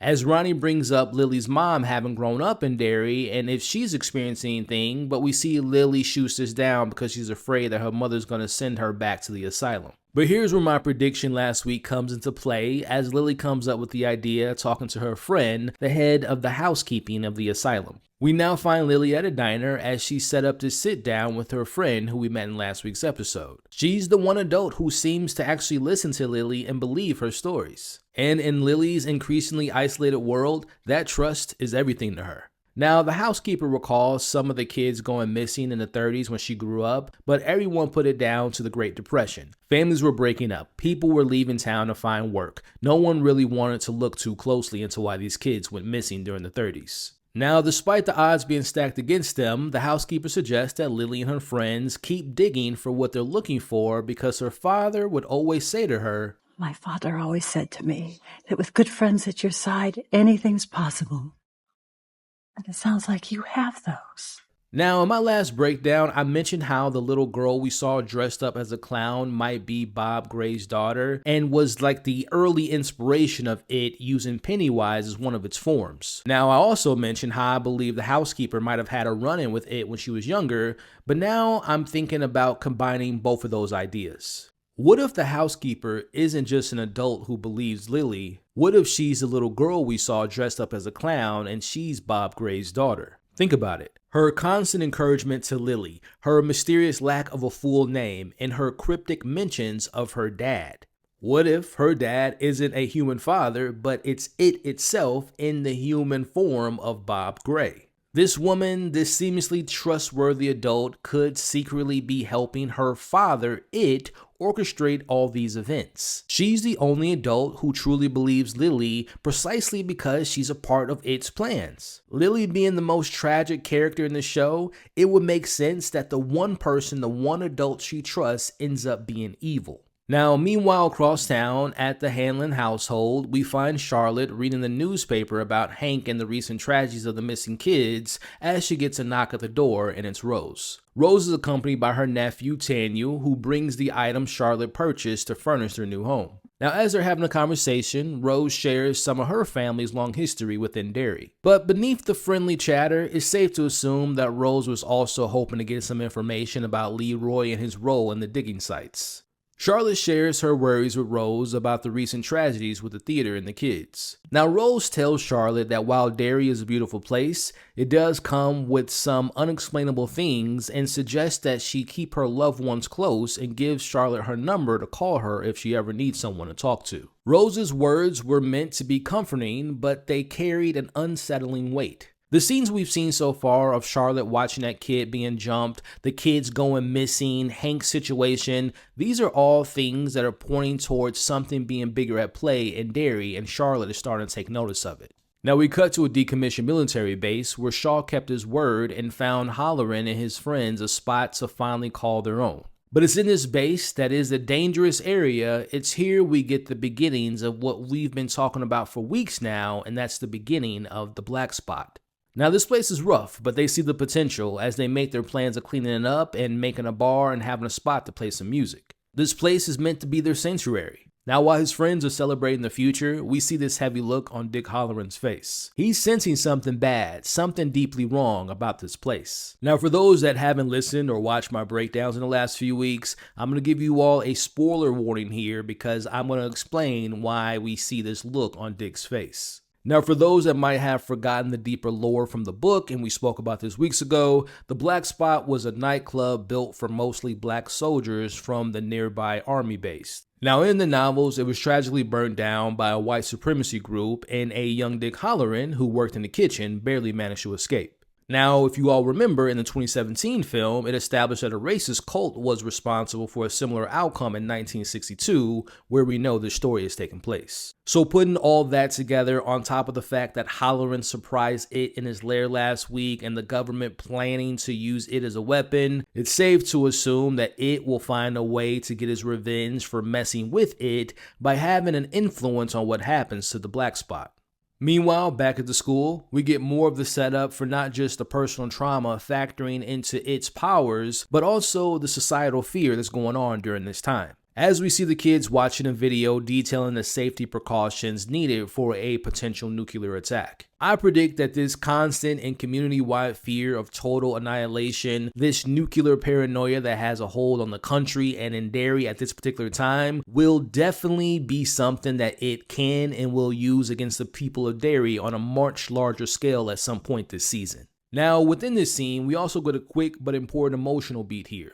We see Lily looks back across the classroom at Marge. It's subtle but shows us that Lily misses her best friend, suggesting a vulnerability or sadness that could easily be exploited by someone like Patty, as we'll see later. Now the school day is over as Will rushes inside to look at the photos he hid away from the night at the cemetery, but his mom found them and demands to know what's really going on. Will, desperate and scared, explains Ronnie's difficult situation and then tells her a more believable and grounded version of what happened at the cemetery. He tells his mom that someone came after them and breaks down crying. Charlotte, being the incredibly concerned and responsible parent, she rightfully restricts Will's movement to just going to school and back home. No more late night activities, no more late night adventures with the others. Now later that evening at the dinner table, we get a moment of levity as Charlotte embarrasses Will, bringing up his crush on a girl, and that girl being, of course, Ronnie. Now, Will gets permission to head upstairs to finish his homework, as Charlotte suggests that Leroy and Will spend some much-needed father and son time together over the weekend to bond a little bit more. Now, that next morning, we see Leroy decides to take Will fishing. They have a good laugh about Will's crush, and they're having a good time as Will almost catches a fish, but it takes the bait and escapes. Now, Leroy heads back to the car to grab some more bait, leaving Will alone in the water. Will sees a fish swim towards him, and he looks down. And out of nowhere, a hand grabs him from underneath the water and pulls him down. It's it in the form of his father, and his face is burnt and scarred up. As it tells Will, now we'll later find out that this is a fear of Will, and that being his dad dying in a plane crash. But also, this being a reference to the established film canon set in It Chapter 1, where Mike Hanlon's parents, his dad being Will, unfortunately died tragically in a fire when he was a child. It is using Will's present fear and isolation to deliver a horrific prophecy of his future fate, which will become Mike's defining trauma. It is starting the cycle of tragedy early. Now, Leroy rushes back and saves Will, trying to understand what just happened. Will tells him he saw his father burnt up and pulled him under the water, as Leroy notices marks left on Will's wrist and his arms. Now, in a look of pure fear, Will looks over his father's shoulder and sees a single red balloon floating in the air. Now, this is a key moment because it appears that Leroy sees this too. But remember, Leroy is incapable of showing any signs of fear due to his injury, so was that balloon released by a human? More on that a little bit later. Now, after what Will told her, and after seeing the story in the newspaper about Hank potentially being falsely accused, Charlotte's activist background takes over, as she pays a visit to the police station to see how she can help. Charlotte requests that she speak to Hank, but Bowers immediately denies her access, and his suspicions of her motives is obvious. Now, after leaving the station, we see Charlotte is determined as she finds Hank's number in the phone book and visits his house, managing to speak to his mother about how she can help out. Now, Hank's mother confirms that Hank wasn't home that night and he was out walking. She tells Charlotte only Hank and God are the only ones who know what Hank was doing that night. But as we'll talk about later, someone else knows what Hank was doing that night. Now, back with Halloran, we see that him and his crew are making progress on a new spot, but the relative calm is about to change. We see Halloran steps outside to throw out some trash, and it's here he gets a psychic call from beyond the grave from his grandmother. The message gives us some quick flashes. We see blood around a drain, we see the cosmic energy of the deadlights, we see a door being kicked open, and his grandmother near a fire. Her message is cryptic, but it's also clear. You watch yourself here? Keep that lid on tight. Now, as the vision fades, we see Hanlon arrives. Hanlon's still shaken up from the scare involving Will and wants to know everything Dick knows about the project Shaw's running. Hanlon shares the details with Halloran of what happened on the fishing trip and what Will saw. But unfortunately, Halloran can't offer much clarity. Answer me! I don't know! I don't know what the hell it is. Hell, I'm not sure I want to know. Look, I do what I'm told, just like you. Now, going back to that message sent from his grandmother. Was his grandmother's warning about the black spot? Was it talking about it itself? Or perhaps the government's interference or something else entirely? Now, I don't know if you all knew this, but back when Dr. Sleep came out in 2019, Mike Flanagan also wanted to do, I believe it was either going to be a movie or a TV series following the adventures of Dick Halloran. So I am to assume that maybe the creators of the show is taking maybe some of those ideas that Mike Flanagan wanted to do in that movie and show and implementing it in this show. So I am really enjoying all this backstory between Dick Halloran and his family with his grandmother, and really excited to see where all this goes. Now, back with the kids, Will shares with them his nightmares and his fear of his father dying in the plane crash, and how would it know those details is a mystery to them. Now, Will comes up with the idea that maybe it doesn't want to kill them, or at least not yet. Now, this is why Lily is one of my favorite characters in this show, because she brings up, as I've been talking about for weeks now, she believes that Maddie might still be alive out there, shout out to her, as they talk about how Maddie saw things before he was taken, as they also bring up Phil and Teddy seeing the same thing.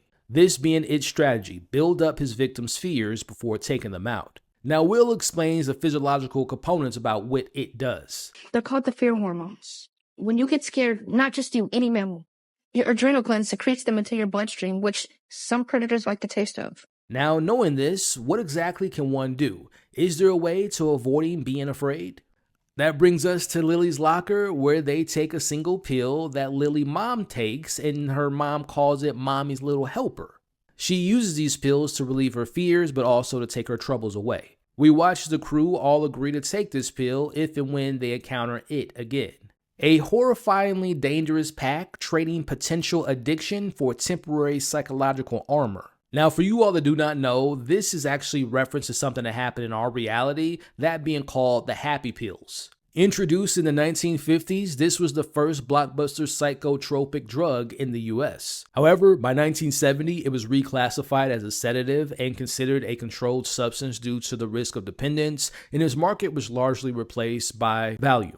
Meanwhile, back in class, the students watch a video about a parasite getting into a snail and causing the snail's eyes to swell. Remember this detail for later in relation to Marge's fear on her eyes. It's also important to note that the teacher's lesson being about how predators and parasites take on different forms to lure their victims, this being a direct nod to its methods. Now, sticking in the classroom, we see Marge invites Lily to share lunch together later on, and we can clearly see this is part of some prank made up by Patty and the Patty Cakes to mess with Lily, as Marge continues to want to fit in with the cool kids despite knowing that Lily, who is her best friend, is going through a lot.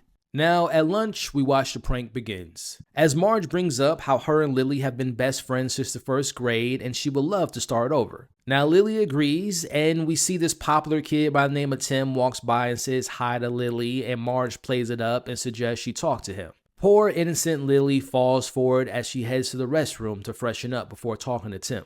We see the Patty Cakes come over to Marge to assure that everything is going according to their plan. Marge goes to the bathroom to rush Lily, who's nervous, and before heading back, she uses the restroom. Now we can see Marge starts to feel guilty and appears to want to tell the truth to Lily, but all of a sudden, her head starts to hurt. Suddenly, her eyes start to bulge out of her head like she saw in the video she watched in class earlier, but also remembering Marge has a fear about her new glasses making her eyes look big, and we saw that back in episode 1. Now Lily tries to reach for the pill to give to Marge to stop making her afraid, but she accidentally drops it in the toilet. Marge now blindly running in the hallway, but she manages to make it to the woodshop room, and she begins to remove one of her enlarged eyes, but it regrows immediately. Meanwhile, Lily grabs the pill and chases after Marge. In a desperate, self-mutilating attempt to relieve the pressure, we watch as Marge finds a metal saw machine and uses it, slicing one of her enlarged eyes out of her socket. The wound immediately regrows, proving that the horror isn't external, instead is internal, driven by it. As we see, blood is squirting everywhere. Now Marge tries to take a tool to remove her eye again, but Lily takes it out of her hand, and unfortunately, the screaming up and down the hallways has drawn every student and teacher to the scene. They see Lily covered in blood, holding the metal saw tool, standing over Marge, and it looks like she was trying to kill her after cutting her eye out, making her look crazy. Again, this looks pretty cut and dry to an outsider. Lily, or as they call her, Loony Lily, finally snapped. Unless Marge explains she inflicted the trauma on herself, it appears that Lily is going straight back to the asylum. Now, I shared my criticisms last week about the terrible CGI, but this being the same director from last week, I gotta say this, I thought that even though this was gross to look at, the scenes with the eyes, but this was a much better CGI heavy scene than what we got in that cemetery last week. Now, personally, I have a thing with things getting poked in people's eyes in movies and shows, so it freaked me the hell out. But let me know in the comments, what did you all think about this scene? Did it work? Did it not work? Let's talk about it in the comments below. Now, our focus switches over back to Derry Police Station. Charlotte, having secured permission from Hank's mother, arrives ready to see Hank. And like before, she's initially denied by another police officer. But Charlotte ain't taking no for an answer. She looks the officer dead in his eyes and tells him that if she is denied access, one phone call will fill Derry streets with activist groups, legal observers, and influential figures like Martin Luther King Jr. and John F. Kennedy, all to protect Hank against this injustice. And it actually works, as the officer lets her see Hank. Once inside, Charlotte quickly lays out the plan. Hank's due process was violated. They will fight for his release awaiting trial, not just for his innocence, but because his civil rights were tampered with. But before they can proceed, Charlotte needs the truth. What was Hank doing that night? Slowly and painfully, knowing that he might not see his family or get his freedom again, we see Hank confesses. He wasn't committing a simple crime. He was with a married white woman. Not that I need to remind you all, but it is the 1960s in America and we're in Derry. This isn't just a scandal, it's a death sentence. Being a black man and found with a white woman during this time is often a charge far worse and more feared than anything jail can throw at a black man. But as it pertains to the story, the question now being, who was the white woman? Could it be Mrs. Kirsch? Now, if my theory holds true and the housekeeper is the daughter of Gray and now she's older, she could potentially be married to Stan Kirsch. Y'all remember him at the butcher shop we met a couple episodes ago? And she no longer goes by the last name Gray. Now, this being the less likely scenario. Moving into a higher level, what about Lily's mom? Her husband died recently, less than a year ago, but maybe a lingering connection or shared grief over losing a partner bonded her and Hank into a secret romance. I would say this has a 70% chance because I think about Ronnie coming over to Lily's house, banging on her door. When Lily's mom answered the door, she knew exactly who Ronnie was, and she also mentioned her grandmother. Now, of course, this is a small neighborhood, but I felt like maybe Lily's mom knew more about Ronnie, again, alluding to her and her dad being in a romance. Now, this probably is the best option, that being someone else entirely. Maybe it's Marge's mom or Phil's or Teddy's mom. Another wild idea, maybe it's Matt's mom. That would explain why maybe Matt was running away from home because maybe his dad found out and there was domestic abuse going on after finding out that she was having an affair but not knowing it was with a black man. Or it could be someone else entirely, and maybe we'll never find out the identity of this woman. But regardless, Hank's secret lover is secondary to the immediate danger that Hank faces if this secret comes out. Meanwhile, back at the military base, General Shaw learns that Rose's recommendation she sent them was bogus, a deliberate wild goose chase. Shaw knows he doesn't have much time and understands the reality. The 27-year cycle is nearing its end. Its window is closing and so is theirs. Desperation is setting in. Shaw needs information and he needs it fast. And this is where Taylour comes into play, as his knowledge of the land is something that Shaw needs as he orders Fidler to gather him for questioning. Now, to assure success, Shaw brings in his biggest weapon they have right now, and that's Dick Halloran and his unique connection to the Shine. Now, the fight for civil justice comes at a cost, especially for Leroy Hanlon. He confronts his wife about her visit to the jail, reminding her of her past process that led to her being arrested at some point. Leroy is focused on his career with the government, and he needs her to promise to stay out of trouble. As Charlotte promises, assuring him that she won't jeopardize his future, but it's clear that she will continue to help Hank. Now upstairs, we find Will is having a hard time sleeping because he can't stop thinking about what happened while fishing. Seeking a distraction, he looks into his telescope around the neighborhood. Now, nothing crazy's going on. He sees a guy walking his dog, but out of nowhere, he sees what appears to be Pennywise looking back at him as he screams and gets his parents' attention, thinking that someone's watching them now after what Charlotte did, as we watch Leroy outside yelling at his neighbors to come out.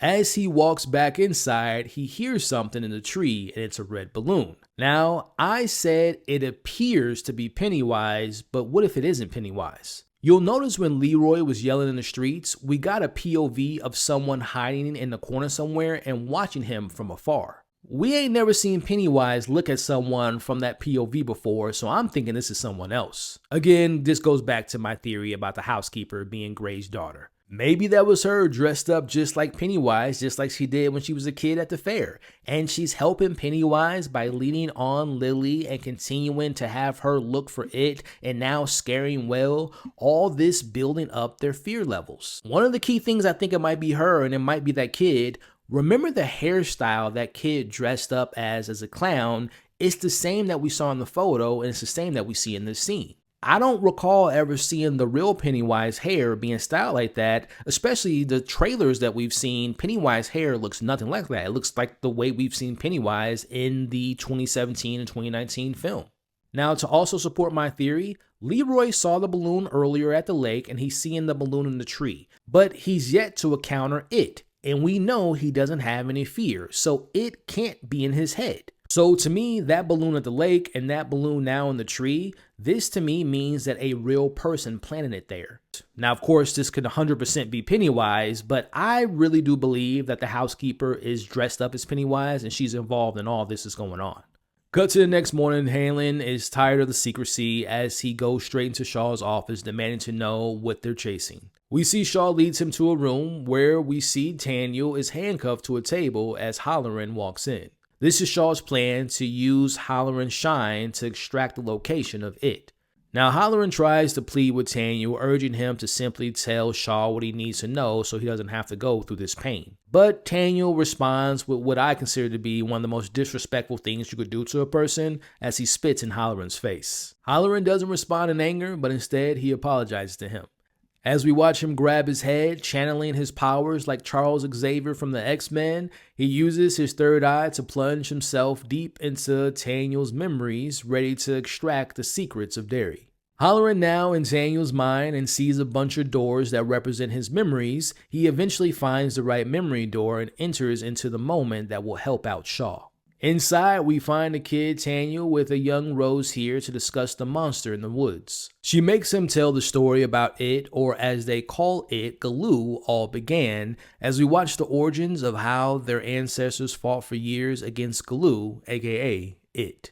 Millions of years ago, their first ancestors made contact with the monster's star, which was its cage, as they used part of the star as a weapon, which held power over it, and they used it to protect themselves from the Galoo monster. The legend of the Galoo was passed down from generation to generation, and for many years, there was peace. It was known to never go into the monster's area in the woods, but unfortunately, that would change. The settlers arrived and didn't take heed of the natives' warning about what lies in the woods, as the settlers were all brutally murdered and fed on, making the Galoo stronger and was now able to hunt beyond the woods. The single stone would no longer be enough to protect the natives, and the decision was made to leave their land. But the warrior Seski's daughter didn't want to leave and took the stone and made the decision to revisit the cave in which it landed to gather more of the sacred material with her and her friends to protect the evil that threatens their people. Seski saw that her daughter and others have left the tribe, so she sent out a rescue team, including herself, to find them, but unfortunately that meant that they didn't have anything to protect themselves against the Galoo. In the woods, the warrior and her team encountered it in its many forms of the things the warriors feared the most, as they were immediately taken out one by one, leaving the fierce warrior by herself. We watch as Seski goes toe-to-toe with it, but ultimately is overpowered and held in the air by it as this tiny creature burst out of its chest and stabbed Seski in the chest. Now, Seski's daughter, Nakani, with the stone in hand, forced it to run away, but unfortunately, her mother dies. Nakani, Seski's daughter, went on to gather more of the stone for protection in the cave. A plan was made to not kill it, but instead cage it. We watched as they circled the outer edges of the woods, and they buried the 13 pieces that they found in the stone around the woods in order for it to not leave the woods ever again. Now, you all will notice that one of the stones were buried in a turtle shell, this obviously being yet another nod towards Matern the turtle. As we see the smoke in the air, marking the place where the line was created to keep it from escaping, and a promise was made at that time to keep this secret forever. Now, Daniel completes this story and Rose congratulates him, but she freezes as Halloran claps and has Daniel show him where to find the hidden pillars. Halloran is told to follow the tunnels of the old well and he'll find the pillars. As we see, it's under the infamous Neibolt house. Full spoilers ahead. We kick things off right where we left off with Dick Halloran. He's gotten what he's needed from Daniel on the location of the pillars to containing it. Now we can see that Daniel is in rough shape and needs medical attention, while Hanlon wants and needs to know what just happened. Now Shaw gets confirmation from Halloran about what they were looking for, as it's time for Hanlon to get his answers. Meanwhile, over at the hospital, we see Marge is getting medical attention on her eye. And what's interesting here is that despite everything, Lily is here for her and she wasn't taken away to the asylum this time around. Now, whether people believe Marge's story or not, she's made one thing clear. Lily wasn't responsible for her injuries. Now, even though Marge has finally experienced the terrors of it firsthand and has cleared Lily's name, she's still too afraid to admit the whole truth. Now we watch as she apologizes to Lily for not being there for her earlier and dismissing her warnings. Afraid of it coming back, Lily assures her that if it does, she won't be alone. These once best friends, separated by Marge's desire to be the popular kid and Lily suffering from her father's death, they admit that they miss each other and we watch them hug. Now, back at the hangout spot, the kids talk about the rumors spreading around town about Marge covering for Lily, but they suddenly hear a cough coming from a tent. And from inside the tent, a figure emerges, and it's a disheveled and sickly looking Maddie. And for a brief moment, for those of us believing from the start, Maddie is alive. Or at least it appears he is. Now we'll find out Maddie's true identity later in this episode, but if you have been following each of my breakdowns from the very start, you all know how I must have felt in this very moment with this Maddie reveal. But again, later my balloon was popped to who Maddie really is, and what a twist it turned out to be. Now back in Shaw's office, Shaw explains to Hanlon the backstory of its arrival on Earth, as well as the importance of the tribe's involvement in burying the pillars to creating a cage to containing it. Now he goes on to explain Tanya's involvement with being a part of the secret order that were dedicated to keeping it locked up for the last 400 years. It's also here that Shaw finally says his actual plans out loud, and that's to reduce the size of the cage it has been locked in and to contain it, or as Hanlon says, to capture it. 29 Neibolt Street is the target that Shaw will send Hanlon and Fuller and a team to secure those 13 pillars to bring in the Cold War to an end. Now before anything happens, Hanlon tells Shaw that his first priority is to assure his family's safety and moving them into the base immediately. Now back with the kids, Maddie shares the details of where he's been this whole time. He claims that he was trapped beneath the town, down the sewers with the clown. He explains it kept some people alive, feeding off of their fears. He managed to escape by slipping away when it was sleeping during the day. Now notice the graphic and disturbing details here by Maddie as he tells them that he witnessed Teddy getting his brains eaten out while Susie bled out after getting her arm bitten off. As far as Phil, Maddie says that Phil is still alive, but he's not able to speak or move. The others want to involve the police, but Maddie's terrified. He'll rather face the horrors in the sewers than go back to his father. Now again, we'll discuss Maddie's reveal more in depth later, but the implications of his home life, his father, and what the show might be suggesting about abuse. It makes me wonder if we'll ever get the full truth about what happened at Maddie's home, or if his home life is just a dark suggestion that fades into the background of his Derry trauma. Now we cut to a meeting with the Secret Order, or as they call themselves, the Children of Matern. They're discussing past cycles of its terror back in 1908 and 1935, comparing the death tolls. The good news is the deaths are lower than previous years, and its current cycle is winding down. Now it's here that we get some very important details from the character by the name of John. He mentions that it sheds and leaves a discharge that has tainted Derry's groundwater. Now this would explain why some of the townspeople act the way they do, because the water is contaminated by it, but this also explains what's going to happen to Halloran later in this episode, but also goes back to a scene that we later see in the future in It Chapter 2. Now John also notes the heightened aggression within the town, referring to what they call the augury. This being the one last bloody event that marks the end of its cycle before there's actually peace and quiet for the next 27 years. Now it's also here in this scene that Rose learns that Tanya was taken. Now by definition, augury means a sign of what will happen in the future, an omen. Now we've spoken to these auguries before as it relates to major events in Derry's history. For example, the Ironworks explosion or the Bradley massacre, all hinted at in the opening credits of this show. Now, based on my theories and also the trailers that we've seen of the show so far, it's safe to assume that the major events this season will be what happens at the Black Spot, which I do have a new theory I'm going to be sharing with you all later on that. And also going back to the trailers, there seems to be some massive fire at a school dance coming, and eventually we will be seeing the mist that will be consuming all of Derry. Now, speaking of the aggression of Derry, back at the police station, we see Hank is being aggressively boarded onto a bus that's headed to Shawshank. We see Charlotte's in the crowd, and she wants to speak to him as the real chaos erupts when Phil and Susie's father breaks through the barrier as he has a gun in his hand attempting to kill Hank, but he's eventually stopped. This being an example that perfectly illustrates how Derry's aggression has affected its citizens. Now, Charlotte, watching this mayhem, is understandably terrified, which leads her to spotting an officer inside the station watching the scene unfold with a creepy smile. Now, he vanishes almost instantly, letting us know that that was it. Now that scene just goes to prove that it is close to the end of its cycle, as it's out in the middle of the day creating more fear, and it's actively placed within town's institutes, assuring that the fear machine runs smoothly, as we see Hank is now aboard the bus off to Shawshank. Now back at the Hanlons, we see Charlotte calling to assure everything's in place to help Hank get out as soon as possible, as we see her husband arrives. Now, we don't see the actual conversation being had between Charlotte and Leroy, but it's safe to assume that he told her some version of the truth about it, or at the very least made it clear that the immediate need for protection, taking his family away to the military base. Now, this move is key as it pulls the Hanlons out of Derry's direct physical danger, but not for long. Now, back at Shaw's office, Rose arrives to get her nephew Taylour, and here's where the dynamic between Francis Shaw and Rose changes. Shaw promises to release Taylour once their operations are complete, as she shares the truth about what really led him back to Derry.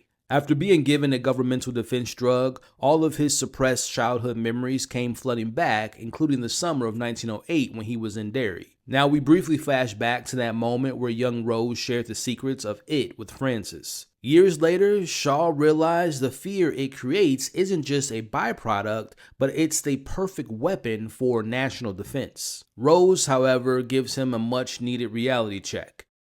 You think you can put a leash on this thing? It can't be controlled. He has dangerously underestimated what it is capable of. Now Shaw reveals that Taylour told him exactly where to find the pillars, as Rose tells him that she must go with him on this mission, but Shaw refuses. Now after Shaw denies her of her request to join the mission, we cut to Rose in her room opening up a safe. Now inside, she retrieves the fragment that broke off the star that it came from Earth in, as this confirms that Rose isn't just operating on the ancient knowledge of her people in Derry, she possesses a literal mythological weapon against it. Now Shaw finally allows Rose to see Taylour, and Taylour tries to quickly explain the methods the government used to attract the information about the pillars. This betrayal clearly upsets Rose as she passes Taylour the weapon, hugging him and leaving him with a message. Keep it close and you'll be safe. Okay.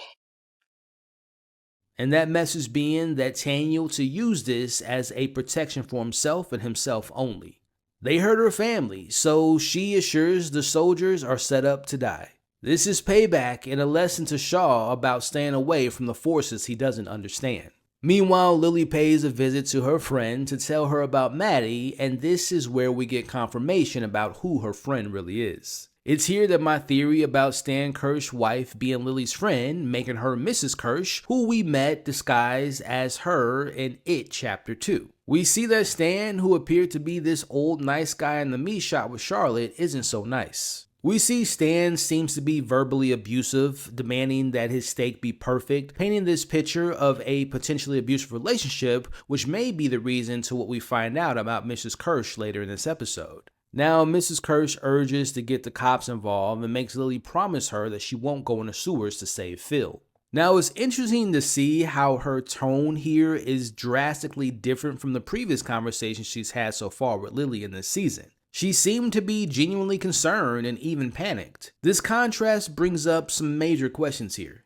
Were all the previous conversations actually it disguises her, or is it just now that things are just getting too dangerous that she just wants to make sure that Lily is safe? Now, I made a video last week discussing the mid-season trailer that revealed a wig and a photo album with the kid and Bob Gray. Now, in that video, and I'm sticking with my theory that Mrs. Kirsch is the child clown from episode 3 and acting as the daughter of Pennywise, but this very conversation that she had with Lily kind of complicates things.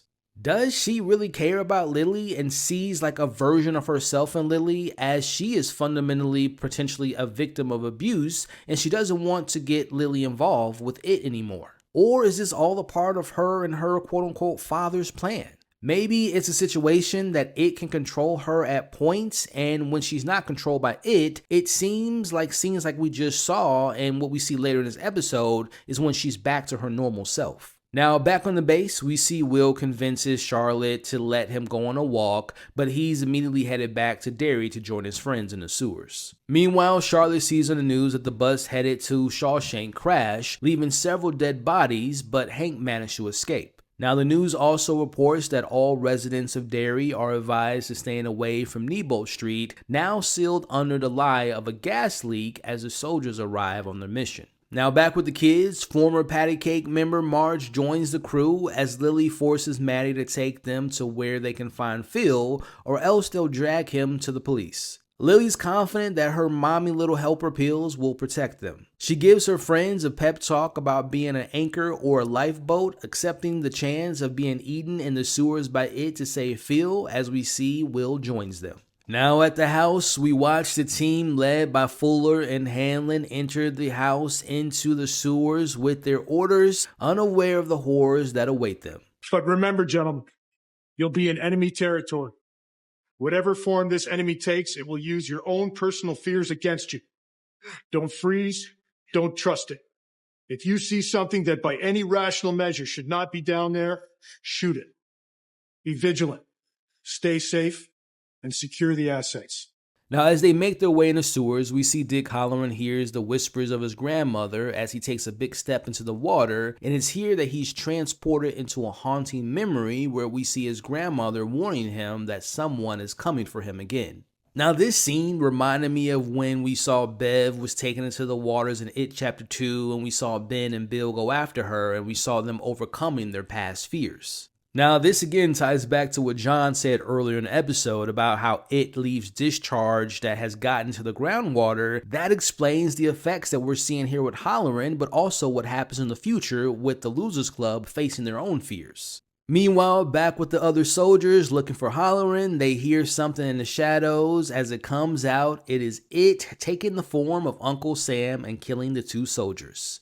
Back with Halloran, who's facing his deepest fears right in front of him when his grandfather appears with a gun on his waist. We see his grandfather has a secret box, but he refuses to open it, and we see his grandfather shoots his grandmother in the leg and opens it himself instead. Now, Halloran realizes this isn't a memory of his grandfather, it's actually it disguised as his grandfather. Now, we'll discuss more about the importance of this lockbox later, but for those confused about this scene, this box is very important to people with the ability to shine. Think about it as a technique that people with the shine use that others aren't able to access. Now, if you all are familiar with the lore of The Shining, the use of the box is talked about in The Shining book in 1977. It's seen in the 1980 version of Shining. But fast forwarding into Dr. Sleep, the novel, but in particularly the movie Dr. Sleep that came out in 2019, you'll remember a scene when Dick shows young Danny how to create one of these boxes at the start of that very movie. Now, meanwhile, during all this, we see Tanya tries to make an escape, and Fuller, like an idiot, is taking shots at him like he could have killed him and that would have ruined the mission. But luckily he doesn't hit him, but unfortunately for Tanya, he drops the weapon in the water while running away, a mistake that will actually prove to save someone else's life a little bit later. Now, we see the kids outside the sewer entrance, but before entering, they take the pills as Maddie leads the way. Now, as they walk through the sewers, we see the effects of the pills kick in and causes them to feeling disoriented and loopy, but you notice the only one that's not affected is Maddie. Now, we catch up with Russo and Hanlon, who are lost in the sewers, and Russo is getting nervous. Now, as they move along in the sewers, we see Leroy hears his wife scream his name, and she comes up from the shadows and tells him that she wants to go home, but she quickly changes. It's it. As it is running at him, we see he shoots his wife in the head, as Fuller instructed him to do this because he told them before the mission began, shoot and kill anything that doesn't belong in the sewers. Remember this detail about shooting and killing anything that doesn't belong in the sewers for what's going to happen in a scene coming up soon.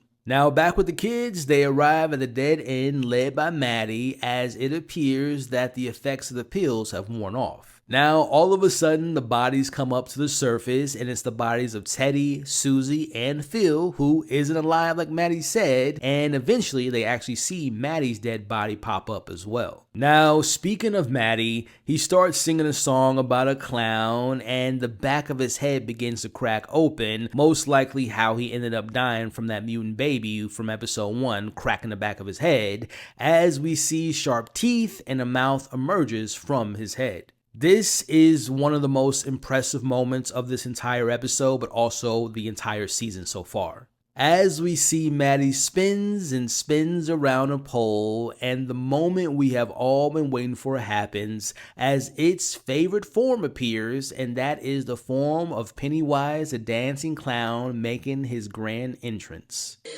Duck and cover, kiddos.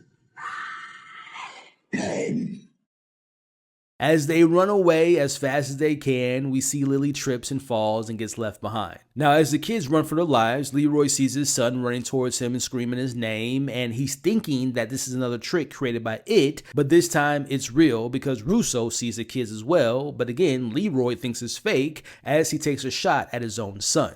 Now, luckily for Will, but unfortunately for Russo, he steps in front of the gun and takes a shot in his chest and tells Leroy to leave and make it count before he dies. Now, a moment of criticism here for me. I wanted to have an emotional reaction to Russo dying, but it landed like a wet blanket for me. Now, obviously, there's only so much time we can spend with characters like someone like Russo, and we saw some scenes from him and Leroy, them joking around. We understand that they have a brotherhood, and we saw Leroy and him fighting those masked men back in episode 1. But I do wish there were maybe 1 or 2 more scenes of Russo, maybe a scene with him and Will, like him being like his uncle essentially. And if we would have gotten those scenes, to me, it really would have made this death have a more emotional impact. But again, his death didn't really hit for me as I believe the show intended it to be in this moment. Now, back with Lily, she is lost in the sewers and she hits another dead end as Pennywise finds her and taunts her for not saving Maddie and thanks her for bringing the kids to the sewers. Well,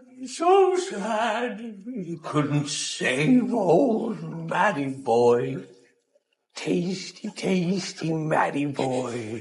As Pennywise gets closer, it changes into her pickled-faced father as Pennywise goes for the kill, but it stops. Now, 2 things that Lily has to be thankful for in this moment, one being the turtle on her bracelet, again, that being a good luck charm, but also this leads directly into number 2, and that is the weapon that Taylour dropped just happened to be by her foot as Pennywise freezes and suddenly walks away. Lily takes the weapon and holds it up as it's glowing as she's starting to realize this is what scared Pennywise away. This moment sets the stage for the kids to potentially use this weapon against it in future battles. Now back with Mrs. Kirsch, we find Hank in her back seat as he instructs her to drive away, and it's in this moment that we're led to believe that this is their first time ever meeting each other. But now in the woods, we watch as they kiss and hug, making another one of my theories come true, and that is Mrs. Kirsch was the woman that Hank was with, the white married woman. Again, based on how her husband was treating her earlier, it's not hard to imagine why she's having an affair despite it being with the black man in the 60s. Now, this is important. Hank says that something attacked the bus and he couldn't make out what exactly it was. Now, the police are obviously looking for him as he tells her that he knows someone who can help them in this situation. Now, the question is, what was that something that attacked the bus and only left Hank alive? Now, did Mrs. Kirsch have something to do with his escape? Did she send her daddy to help? Or before leaving Derry, did it make sure that Hank didn't get away that plays into a much bigger plan? Remember the big event that we spoke about earlier. What if it, who knows things from the future because of his cosmic abilities, purposefully let Hank go? And here's where my theory about the black spot comes into play. They're going to have Hank hiding out in a spot that Shaw gave Dick Halloran, aka the black spot. We know that the people in town and Derry are upset. They're going to end up finding where Hank is. They're going to torch up the place, and this being one of the bloodbaths it creates, and Hank and many others are going to die in that fire. Also, going back to Mrs. Kirsch working with it, what if the whole affair was a part of its grand plan as well? Having her get into an affair with a black man, knowing that's going to get people upset, he's going to go to the black spot, and again, it's going to lead to the tragedy that's going to come of that. Now, as we come to an end of this episode, back at the base, we see Mrs. Kirsch is here to visit Charlotte to get her to help figuring out what to do with Hank. Again, I believe they're going to hide him out in the black spot. Meanwhile, we see Leroy giving his statements to what happened to Russo. Now, Shaw arrives and apologizes for what happened in the sewers.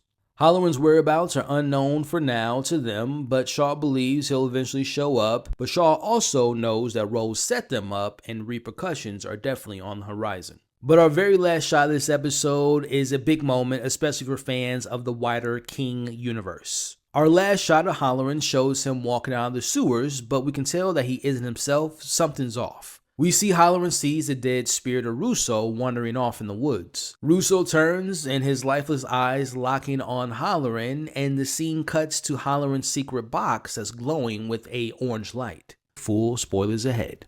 We open with a flashback that's shot in black and white that takes us back to the asylum that's in 1935 as we see a nurse whom identity is revealed later as she wakes up a little girl by the name of Mabel and takes her downstairs to the basement.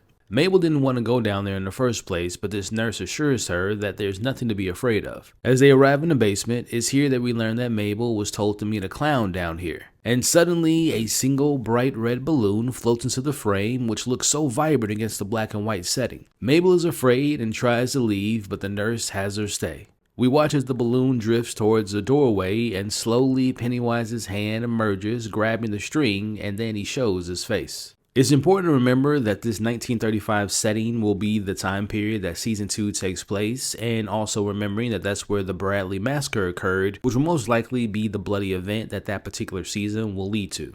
This opening scene serves as a key moment for not just this episode, but also serves as the exact same purpose as the 1908 flashback did in episode 3. These are basically small previews of its violence, but also gives us a preview of what to expect as far as the characters and somewhat of the story as well. Now, I anticipate season 2 will explore more of what we're seeing in this opening scene as it involves this nurse who we later discover is Mrs. Kirsch, and maybe we'll even get more of little Mabel's story and her first encounters with it that most likely led her into this asylum at a young age. Now, back in 1962, with our main characters in our story, we find Will is getting a talking to and yelled at by his father on what happened in the sewers, which led to the death of Russo. Now, there's no question to what Leroy experienced in the sewers as he's telling Charlotte about its abilities and its shape-shifting skills and having been responsible for the deaths of many soldiers on the mission. Leroy demands that Will remains out of Derry and he will not leave his room without his father's permission, but Will tells him no. He throws Leroy's own life lesson back at him, telling him that a man never backs down or hides from trouble. But this is where the line is crossed. When Leroy says that Will isn't him, Will responds by telling him he's right. He would never let his friends die.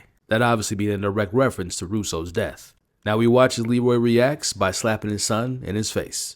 This is a breaking point between father and son as we see Will tells his dad that it has already gotten to him, referring to not just the fear, but the control and the internal conflict as he rides his bike back to Derry, choosing to fight along his new best friends. Meanwhile, back in Derry, we find some of the townspeople hanging and passing out wanted signs of Hank. Little by little, we see the anxiety, the anger, and fear and tension building around the town because of the Hank situation, and of course this all having been created by it in anticipation of one of its oncoming bloody events, and that being the Black Spot. Now back with the kids, this is where we see its true victory in this episode is achieving division among them. Lily explains to them what happened when Pennywise stopped in front of her with the weapon at her feet. Now after the Maddie bait and switch created by Pennywise, we see Lily is on edge. Now you can see this look in Lily's eyes as she's potentially questioning who she can trust, especially after what happens to her later in this episode, as she refuses to let Will hold and look at the weapon. Now we'll see Lily keeping this weapon close to her throughout this episode because she knows it'll keep her safe from it. Lily, now driven by trauma, believes they should go back into the sewers immediately to use this weapon to killing it. Meanwhile, we watch as Ronnie, being the voice of caution, dismisses this idea and remembering how close they came to death the last time they went down there as she proceeds to call Lily crazy.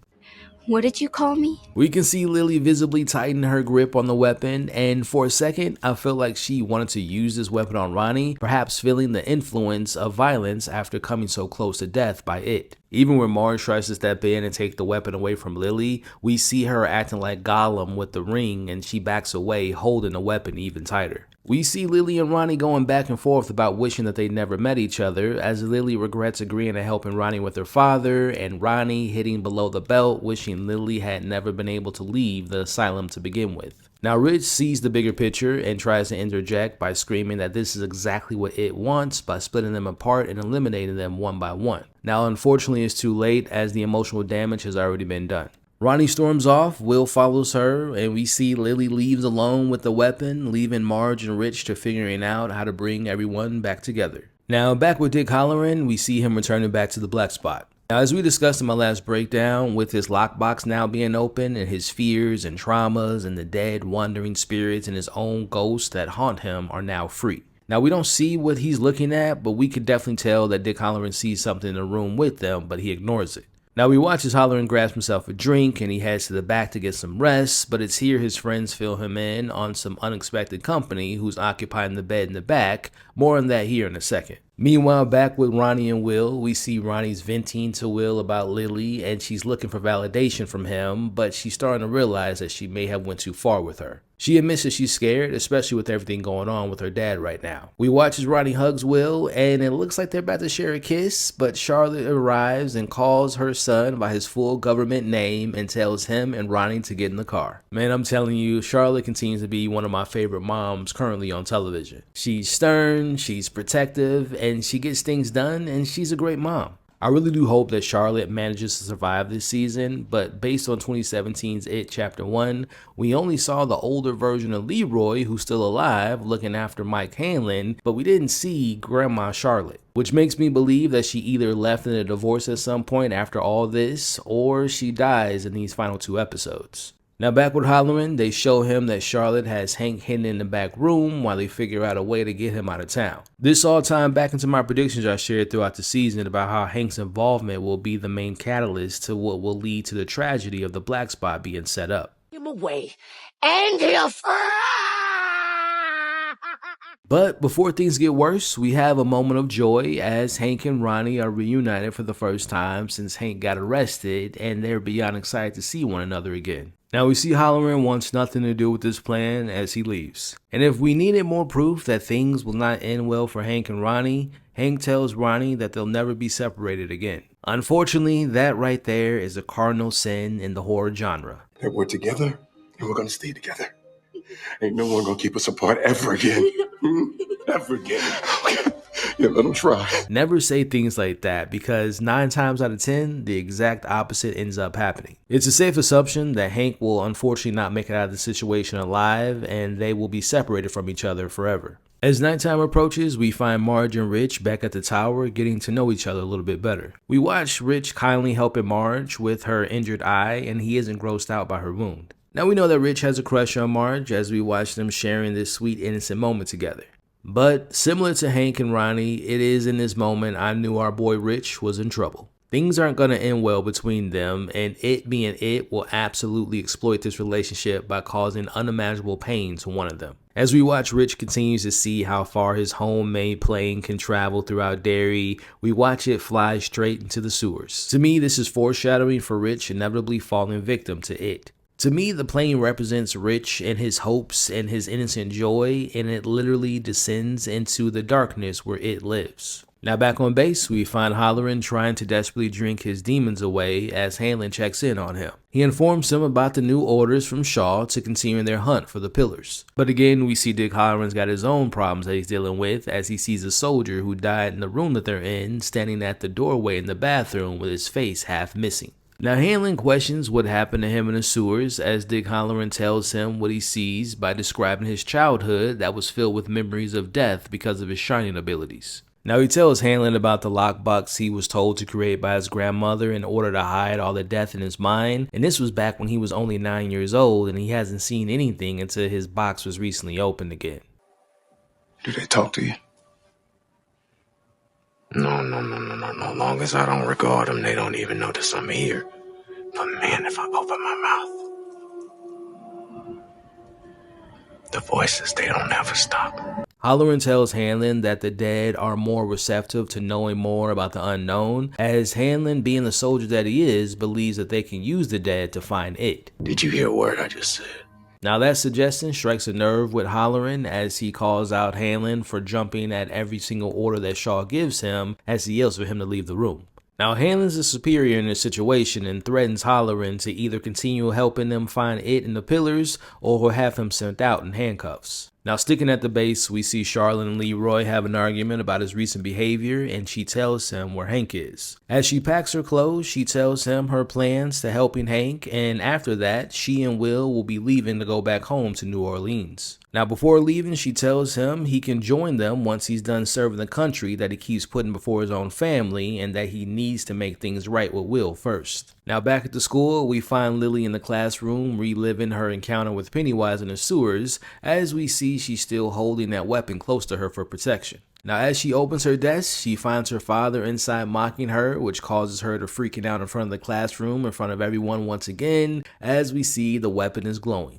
Now, Lily ultimately leaves the classroom without the teacher's permission as she's headed to her friend looking for some comfort. Now, in the lunchroom, we see Rich tells Marge about Hank's whereabouts as they plan to visit Ronnie in hopes of convincing her to rejoin the team. It's here we get another sweet moment between Marge and Rich as they call themselves the Knight and the Pirate after Rich gives her this eye patch that came from his ancestors. Now, this may be a defining moment for a lot of you all that didn't like Marge earlier this season, as we watch as the patty cakes come by their table and wants her to join them for lunch, but they make fun of Rich, and unlike the other times that we saw Marge throughout this season, she decides to not join them, and she leaves her plans of becoming a patty cake behind as she pulls her eye patch down and she shows them her eye, and she has no shame in doing so. It was in this moment that I feel Rich fell more in love with her more than ever before.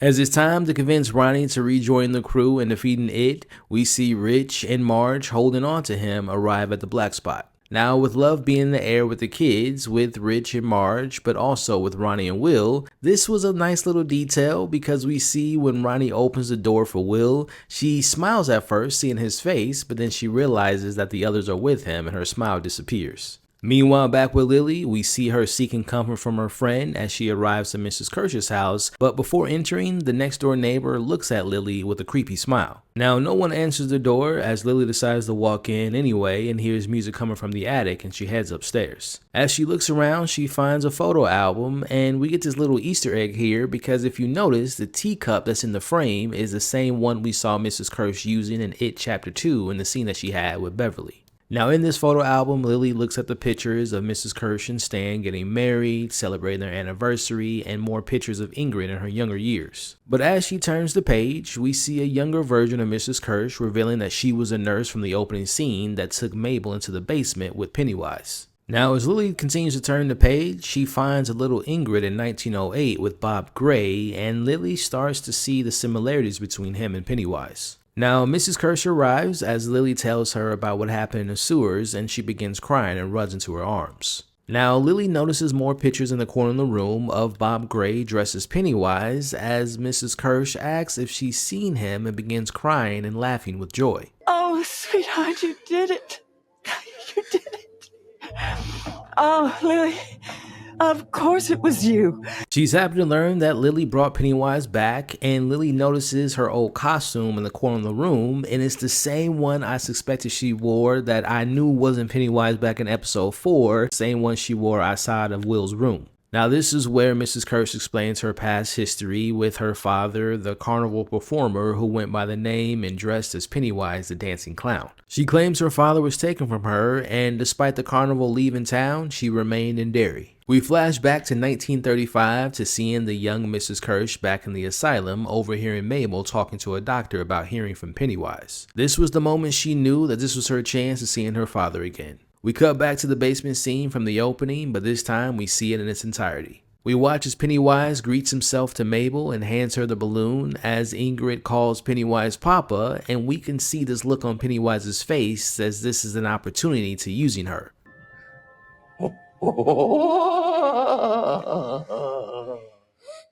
By the way, I absolutely love the creative decision of having the flashbacks being in black and white to really highlight the glow in Pennywise's eyes, but also the red balloon and later on the blood. It also to me symbolizes Ingrid seeing the world in black and white, but the color in her life only came when she was with her papa Bob Gray, aka Pennywise. Now, not too much after his introduction to Mabel, we see Pennywise attacks as they run away from it. Now, as they're running, we see Mabel falls and gets left behind as Ingrid runs to a steel door that locks behind her, but she notices Mabel isn't behind her anymore and she can't reopen the door. Now, unfortunately for Mabel, she gets eaten on the other side of the door by Pennywise. Now, I personally believe that Ingrid was sad and upset to what happened to Mabel in this moment and probably blames herself for her death, but that all goes away once she hears the carnival music playing and Pennywise disguises himself as her father, Bob Gray. Pumpkin, it's me, Papa. He tells her that he's missed her all these years and he can explain where he's been this whole time if she opens the door and let him in. As we watch, she opens the door and believes her father has returned, but in reality, she has let it warp her mind into believing that this is her actual father. Now, back in the attic, we learn that Mrs. Kirsch has made herself believe that she was freeing her father of the shadow she called Pennywise, and she did whatever she could to assure that she saw her father by basically giving him children all these years as a sacrifice. Mrs. Kirsch says that her father used to call her Periwinkle and just wants to remind her father of the times they shared together. Now, she sees how afraid Lily is in this moment and promises to never hurt her, but she can't say the same for her friends as she believes Lily would understand this sacrifice since she knows what it's like to lose a father. Now, Mrs. Kirsch invites Lily to join her and seeing her father Pennywise again as Lily cuts her hand and escapes the house, screaming in the streets because of the feeling of being betrayed by who she thought was her friend.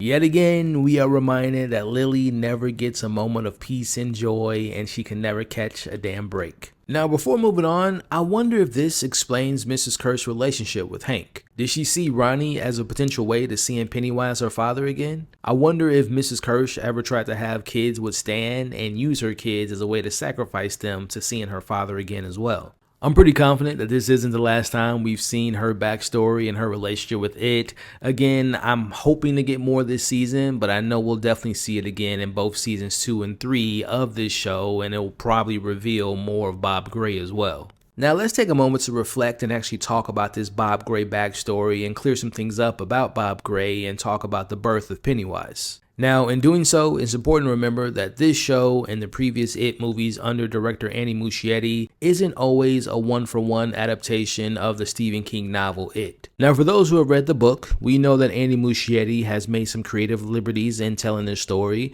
but he's also expanded and even made certain pieces of the lore a little bit better, going more in depth where the book remained vague, and Bob Gray is one of those examples. Going back to 2019's It Chapter 2, and now in this very episode, it has now been more explicitly shown to us as an audience that Pennywise was an actual clown who has been possessed by it. Now, in my personal opinion, this episode just made it more apparent that Andy Muschietti is separating his Bob Gray from the books, as he's made it more clear that his version of Bob Gray as Pennywise was an actual human being who it most likely killed at some point, and he took his identity and enjoyed it so much that he incorporated his identity as the clown persona into his own Rolodex of monsters. I found various interviews dating back to 2019 and even some recent interviews in anticipation of the show of him saying that Bob Gray was important to him and was one of the main reasons that Bill Skarsgård decided to return back to the role.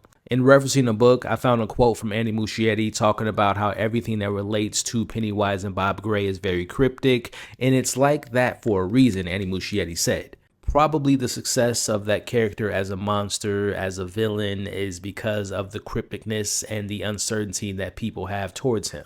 We don't know exactly what he is, where he comes from, or how Bob Gray is even related. Was Bob Gray a real person? Is he incarnated in that thing because Bob Gray played a clown? He knew it attracted kids, so it was a perfect bait. Now, for me personally, I've enjoyed the breadcrumbs we've gotten thus far about the origins of Bob Gray and Pennywise, not only in It Chapter 2, but also in this very episode.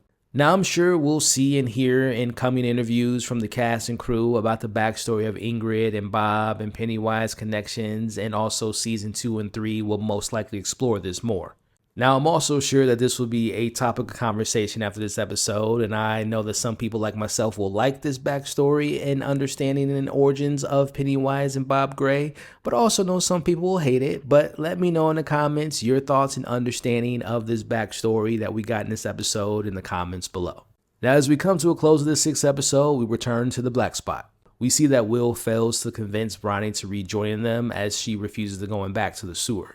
Now we watch as Will chases after Ronnie and explains everything to her father, and like any smart parent would, we see Hank refuses to allow Ronnie to go back with them in danger. But Hank also takes notice of Will's obvious interest in his daughter and the fact that he genuinely cares for her and her safety. Now this leads to a conversation that we've seen many times in media, but also probably in real life, as we have this classic dad vetting the potential boyfriend routine. Hank wants to get to know Will a little bit better, and like any cinephile would, the important question is, what is Will's favorite film? Now, I spoke to this a couple weeks back, but I think the show is making a major change to the source material. Now, in the book, Mike Hanlon's mother and Will's wife name was Jessica. But in this show, if Ronnie ends up surviving everything going on, I think it's safe to assume that Will and Ronnie will marry each other later in life and become the parents of Mike Hanlon. Meanwhile, at the Falcon Tavern, we see some of the angry men of Derry, including Stan Kirsch and Phil and Susie's father, being upset that they haven't found Hank yet. But now, recently relieved of his duties as chief, we see Bowers telling them exactly where they can find Hank. We end with Halloran still drinking to drown out the noise as he joins the party with the others. We see Rich and Marge stay behind to enjoy the vibes, and they have what is called an Air Force Coke and watch people dancing and having a great time. We see Hank is pleased with Will's film knowledge and happy to know that he's a good kid and trusts that he can look after Ronnie if anything happens to him, which again makes me think that Ronnie and Will marry each other one day, and this was Hank basically giving him his blessing as Will promises to keeping them both safe on his watch. We see Rich gets to join the band and having a good time and showing off his skills in front of Marge. This whole last sequence to me is a perfect example of the calm before the storm. In this moment, everyone is happy, enjoying each other's company, and they're free of the horrors of Derry and it. It kind of reminded me of the scene in Sinners when they were at the juke joint before the vampires came and ruined everything. Now our last shot showed Mrs. Kirsch dressing up in her old outfit, ready to find her papa Pennywise and most likely headed to the black spot. Which again makes me believe that she set up Hank this whole time. But here's where the real horror arrives. As Bowers and the others, now with masks and guns, are prepared to fulfill the augury and start one of the most horrific events in Derry's history. The black spot is about to be burned down by races, with many of our favorite characters inside.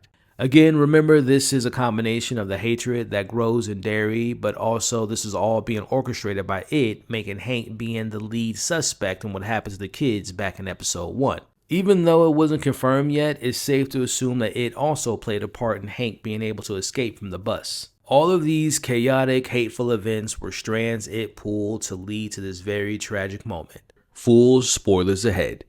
We flash back to 1908, returning to the carnival setting that we briefly saw in episode 3. But this time we're here for the star of the attraction, Pennywise the Dancing Clown. The contrast presented here was kind of jarring to me, but that's the point. We meet Bob Gray, the original Pennywise. As we see, he brings genuine joy to the children, versus the torment we've watched this entire series with the cosmic entity known as it, but in the last few episodes, we've seen it take its favorite form, eating and killing children. But again, it's crazy now that we see this pure, wholesome energy of Bob Gray, whose identity is later stolen. Now, during his act, we see him being fun and having some lighthearted moments, but Bob switches the tone to a more serious moment as we watch him mourning the loss of his wife, the original Periwinkle. His grief shows he's a man dealing with tragedy, and he's not just a clown looking for laughs. Now behind the scenes, we see a young Ingrid who clearly is her father's shadow helping with the production. She is mesmerized and learning the ropes and utterly devoted. Now Bob Gray ends his act, and notice the head tilt and the smile because we'll be seeing that again later in this episode, but under much different circumstances. Now as the final curtain call lifts, we see Bob taking a sip of alcohol as he ends with his signature dance move, which is the same one we can remember seeing from It Chapter 1, as we see the kids bum rushing the stage in pure joy from experiencing Pennywise the Dancing Clown. Now off in the distance, we see a creepy kid watching from a barn. During this scene, we also get another cameo from director Andy Muschietti reprising his same role from episode 3. I'm going to say this now. I believe this single episode of television may be my favorite thing he's ever done. More on why a little bit later in this breakdown. Later, back in their cart, we see Ingrid reveals her homemade clown outfit and makeup to her father, who's excited to see her following after his footsteps. It's here that we learn that Bob's deceased wife was the original Periwinkle, and he's now passed her name down to their daughter. Now, in this scene, we can get the sense that Bob is maybe past his prime, as the carnival may not need a single clown anymore. He misses the spotlight, but he promises a new act. Something new. Something no one's ever seen before. You.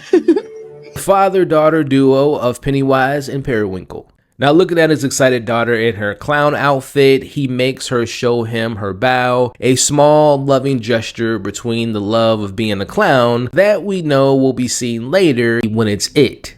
It is now nighttime, and we see Bob is drinking with his guard down off to the side of where the festivities are happening. From the shadows of the nearby woods, the same creepy child we saw earlier on the barn slowly emerges. The boy approaches Bob with a calculated innocence, saying that the children seem drawn to him, but that he also can't find his parents. Now, Bob is hesitant, rightfully so, as he tells the boy that he can't help him. But then the manipulation of it takes over. A scream echoes from the woods, and the boy claims that it's his mother. Now, Bob may be thinking about his daughter Ingrid, about how she lost her mother. He might feel bad for this kid as we watch him walk towards the sound, and the boy holds his hand and guides him into a trap. This is the moment. This is when it killed Bob Gray, taking the identity of the seamlessly cheerful showman he knew was so beloved by children.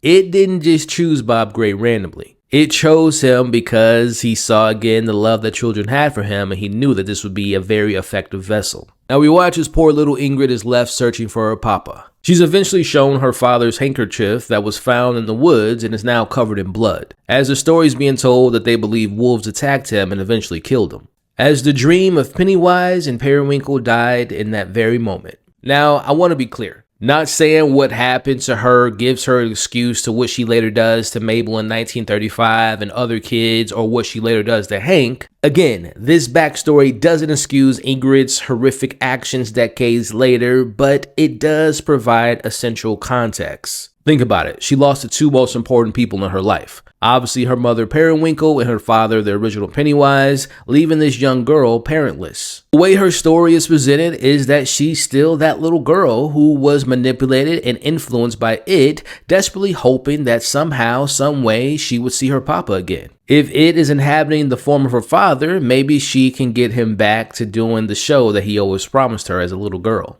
But like we discussed last week, this just reaffirms that Annie Muschietti's take on Bob Gray and his backstory is much different than what it is in the book. In Stephen King's book of It, we intentionally know very little about Bob Gray, which I know a lot of people prefer. As the saying goes, less is more. The less you know about something, the more interesting or terrifying that person or story can be. And while I agree with that sentiment 9 times out of 10, I do feel like for the sake of this particular story, it works to have the backstory here. The story of Ingrid and the origins of Periwinkle and Bob Gray, the original Pennywise, gives Bob Gray this depth, this sadness, and better understanding to the story that is being told. It really adds layers to Ingrid's connection with Lily as well. They both share profound trauma of losing their fathers, though Lily's loss is directly at the hands of the entity masking itself as Ingrid's father.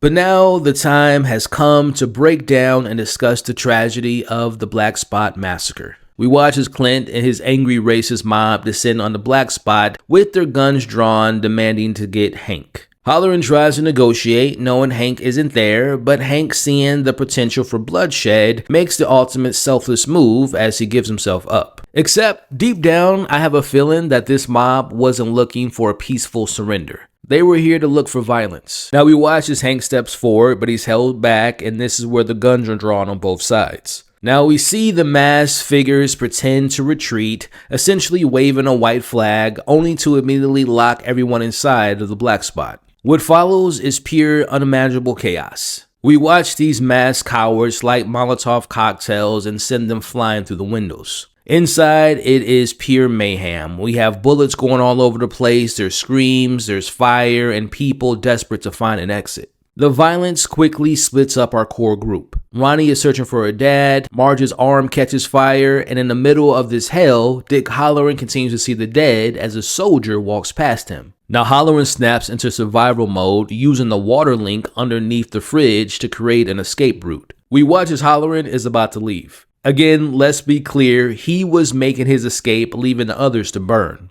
But then he hears Ronnie screaming for her father, and as he looks up, he sees another spirit, but this time around, it's the war chief that we met back in episode 4. This is the moment that changes everything for Halloran. Halloran isn't supposed to speak to the dead, the noise, the distraction, the danger, but after he sees the war chief, whom he remembers from invading Tanya's memories, he realizes she might be able to help him save the kids. Now, just when you think that the racist outside, the fire inside, and the flying bullets going around everyone's head is the worst part of everything, in comes Pennywise making his grand entrance. Now in the screaming crowd, a character by the name of Noreen sees the clown. And yes, he does the walk, which has already gone viral before this episode even premiered, as we watch as Pennywise offers her a hand and a way out as she accepts his offer. Now back with Ronnie searching through the wreckage, she hears something crunching in the background. I honestly don't know which is more shocking and terrifying for Ronnie, if it was what she saw in her bedroom with her mother becoming the bed and trying to eat her, or in this very moment. Now, Ronnie turns around and finds Pennywise literally eating her face with blood dripping across his mouth before he looks at Ronnie and delivers a classic Pennywise line. What's the matter? Do I have face on my face? Halloran finds Ronnie moments later, guided by the war chief, but Pennywise sees Dick too when he says to him, Hello, Dickie. What's the matter? Seeing things? Oh, I think they see you too.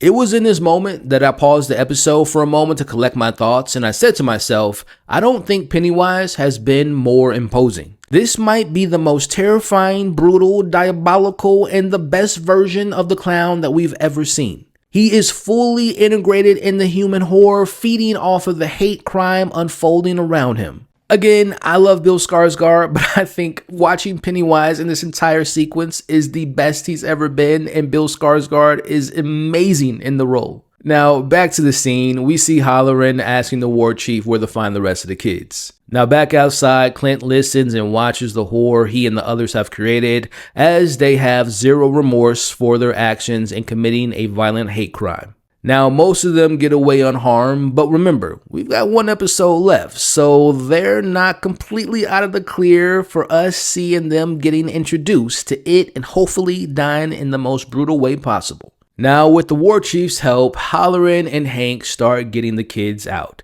But as Rich and Marge get close to escaping, the roof caves in front of them. And this is where the show hit me with an emotional wrecking ball that I was not prepared for. Now, while the others manage to make it safely outside, back inside, Rich sees the fridge from earlier and tells Marge they have to sit inside of it until the fire passes. Now, Marge gets inside, but she quickly realizes that they can't both fit inside of it. Rich knew this when he suggested it.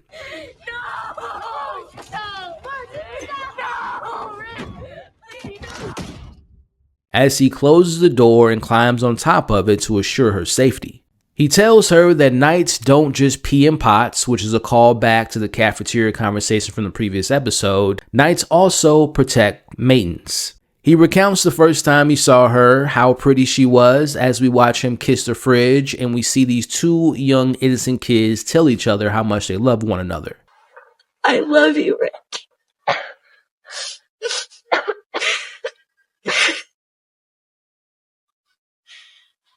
I love you too much. Pardon my French, but holy shit, who was cutting up the onions? You can watch my reaction available on the channel now, but seriously, what an emotionally wrecking mess I was during this scene, and these kids' performance was incredibly moving, and you felt the pain. I'll just speak for myself. I felt the pain, I felt the love they have for one another. It was just such a heartbreaking moment. It honestly kind of reminded me of the scene from Titanic with Rose and Jack towards the end of the movie when they were trying to fit on that door, but in a much different way. But if I'm being honest, I kind of got more emotional with this scene than I did with Rose and Jack. But I want to take this moment to give the young actor his flowers. What an incredibly talented child actor, and Rich as a character was just so delightful. Think about it. He literally had zero skin in the game. He didn't have to help the others in finding out what happened to Susie, Maddie, and Phil and Teddy. He didn't even know them. But he did it because he cared. He did it because he was looking for a fun adventure, but also for a chance to help others in need. Rich also had love for Marge, and we saw the ultimate sacrifice as he sacrificed his life to save hers. Listen, man, Rich is goated for this scene alone, and congratulations, you have made a grown-ass man like myself cry like a baby.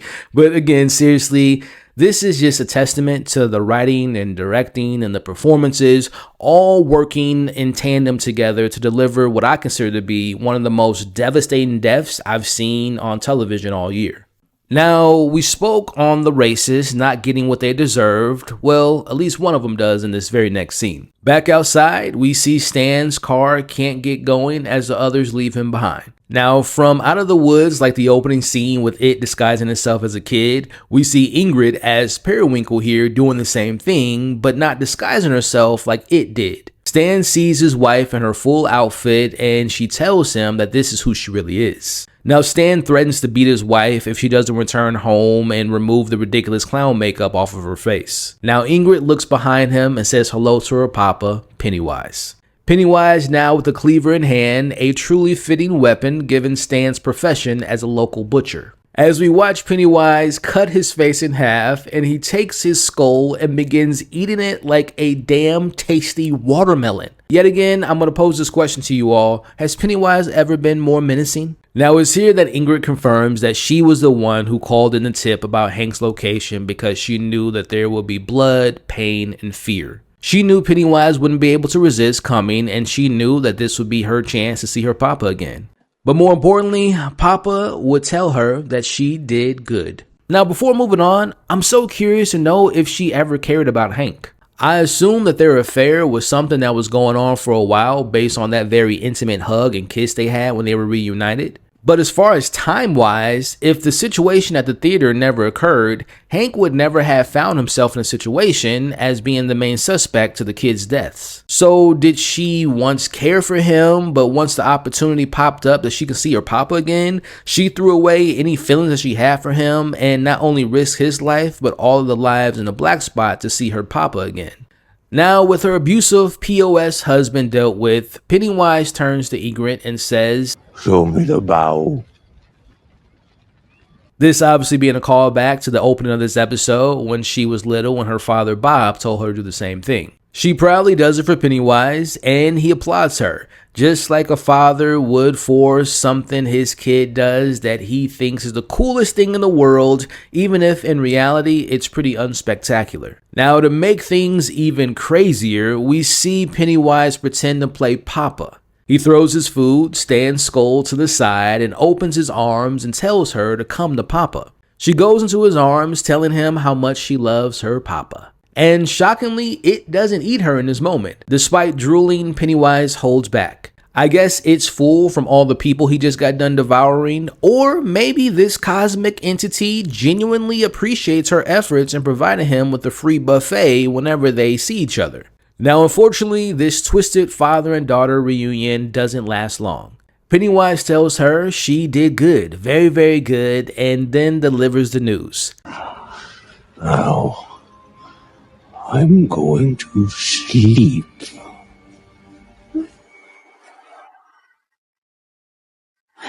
But not to worry, he'll return because, as we know, it always returns. Now, Ingrid begins panicking because this means she'll have to wait another 27 years to see her papa again. She begs for him to not leave and even grabs Pennywise's arms and pleading don't abandon her again. It's in this moment as Pennywise looks back at her and she finally realizes this isn't her damn father. Why, I'm Pennywise, your dancing daddy.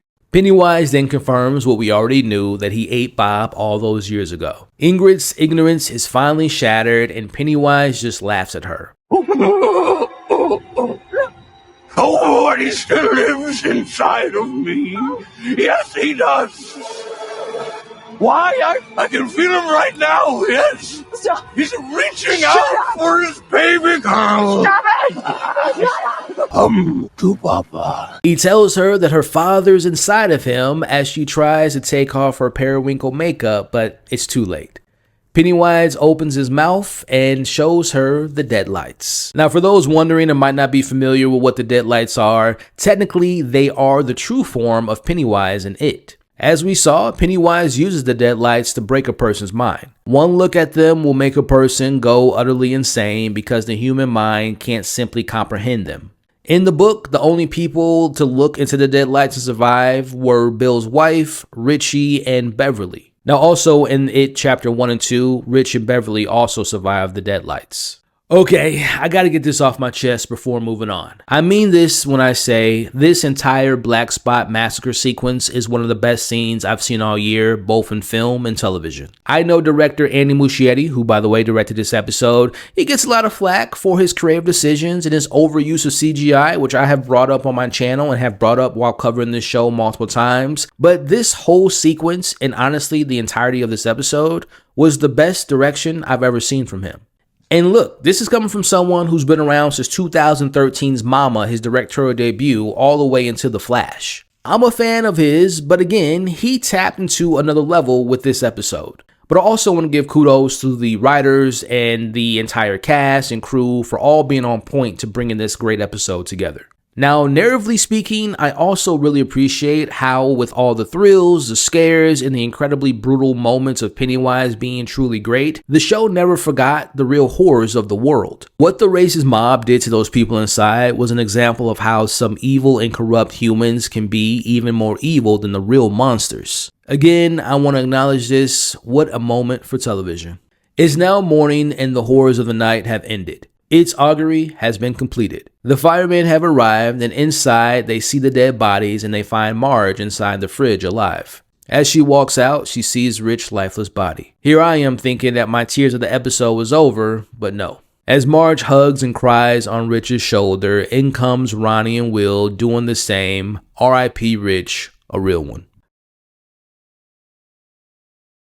Outside, the kids are broken, and we see some lady removing her wig and begins laughing. Now, they say some people react to traumatic experiences differently, and I don't know if that's what we're witnessing here, or if there's more to what she's laughing at. I don't know if this was it, or maybe something else entirely. Comment your thoughts on her reaction in the comments below. Now, we see them loading Ingrid up to go to the asylum. Again, her mind's broken, and she'll never be the same.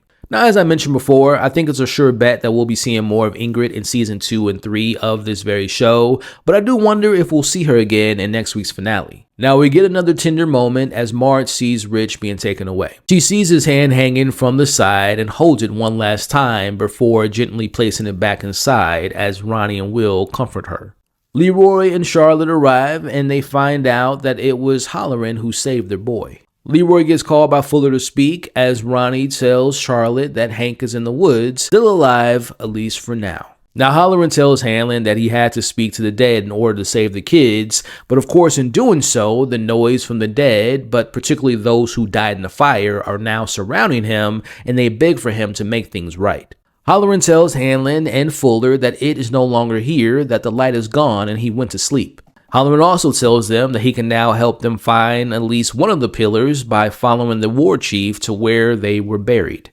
Now in the woods, Charlotte finds Hank and comes up with a plan to get him out of Derry. Back in the car, Leroy wants Charlotte to take Hank back to their house in Derry because it'll be the last spot that people expect to see him. He promises the worst of what they've experienced is over, and once this mission is over, they're going to be leaving Derry for good. Now back in Derry, the news is painting a very different picture of the fire. They say it was the Negroes' fault, and thanks to some of the townspeople, including Stan, they managed to save as many people as they could. As it's confirmed that they believe that Hank is dead and the case is closed. This is a textbook example of deception, of the town's ingrained prejudice being used to cover up the truth. Things are now back to normal since it is now resting, and the fog that it creates after its reign of terror is now in full effect. Now back with the children of Matern, they believe that the 23 deaths at the Black Spot and the 17 children in total marks the end of the augury. As again, they believe that it is resting. They've done what they could during this cycle, keeping it caged for now, awaiting the next 27 years. But as we know, it's not over. Back at Charlotte is preparing Hank for his escape. Now Will is told to stay home because, as Charlotte points out, despite the monster resting, the real monsters are still roaming around town. As he's not allowed to tell Lily about Rich, having Will stay home would later prove to be a mistake. Now, speaking of Lily, we go to her house and we find her in her room, and she just looks a complete mess. She looks like she hasn't slept in days as she remains to hold on to the weapon by her side. As Marge and Ronnie tell her the news about what happened at the Black Spot, they also share the unfortunate news to what happened to Rich. It was in this moment that you'll notice that she's no longer holding on to the weapon, because I feel like she doesn't feel the presence of it, but also she can now be with her friends and mourning their other friend that they lost. Now back at the hangout spot, we see them gathering Rich's things, which I'm assuming they're going to give to his family, which I wish we could have met his family because I would have loved to have seen the people that raised such a good kid. As we see Marge crying, and she says that she is so upset because he never got to fly his plane to Main Street. I'm not going to lie, while it might be a little over emotional for you all, I appreciate that they showed us these characters grieving. So many shows just skip over important deaths and they just move on to the next thing, but I really appreciate how this episode really made us feel Rich's death, as well as showing the impact that his death has on the characters. Meanwhile, back at the digging site with Dick Halloran, they find the pillar. They find the pillar that was, of course, encased in the turtle shell. As they take it, this is where things go sideways, as the pillar is now in the government's possession. It means that its cage is now compromised. One less anchor means the cage isn't as strong as before, and it can roam freely. This is where Hanlon gets his wake-up call. The government he trusted so much, he finds out they plan to test on the pillar, believing it is officially resting. In the background, we see Daniel sees all this, and he runs off to warn the others. Now we watch as they're in the kitchen discussing their next plans to get Hank to Montreal. Daniel arrives with the news about the pillars. As we come to a close of this incredible episode, back at the base, they're ready to destroy the pillar. But Hanlon arrives, gun drawn, demanding they stop. Now the guns are drawn back at him, but we see Shaw intervenes. And this is where we see Leroy finally learn Shaw's true intentions. He wants to free it and bring order to America with controlled chaos with the fear that it creates. Once it tortures the country with fear, Shaw believes that everything will go back into order because of the fog that it creates. Now Shaw has a destruction continue of the pillar, but Leroy pulls out his gun, but it's too late.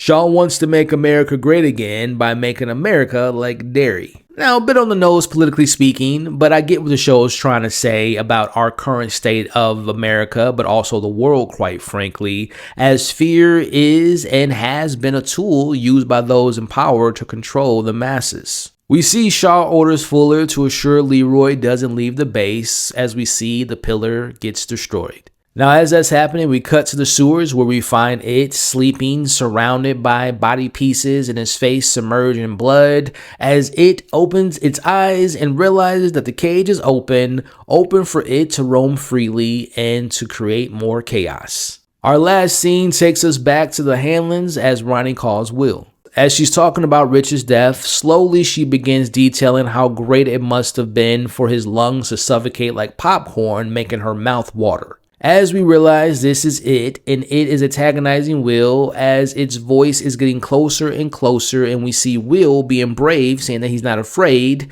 As we watch, Will turns around and we see it covered in blood standing on top of the refrigerator, which I don't think is a coincidence. I think this is it being the a-hole that he is, because we know that Rich died protecting Marge in the refrigerator. As we see it opens his mouth and Will is caught by the deadlights. Hey everybody, and welcome back to the channel. Today we're taking a deep dive into the absolutely bananas finale of It, Welcome to Derry. This finale was packed with blood, lore, some crazy moments, but it also sets the stage for what may be the most ambitious expansion of the It's mythology yet, which is introducing a time paradox that can change everything we know about the creature.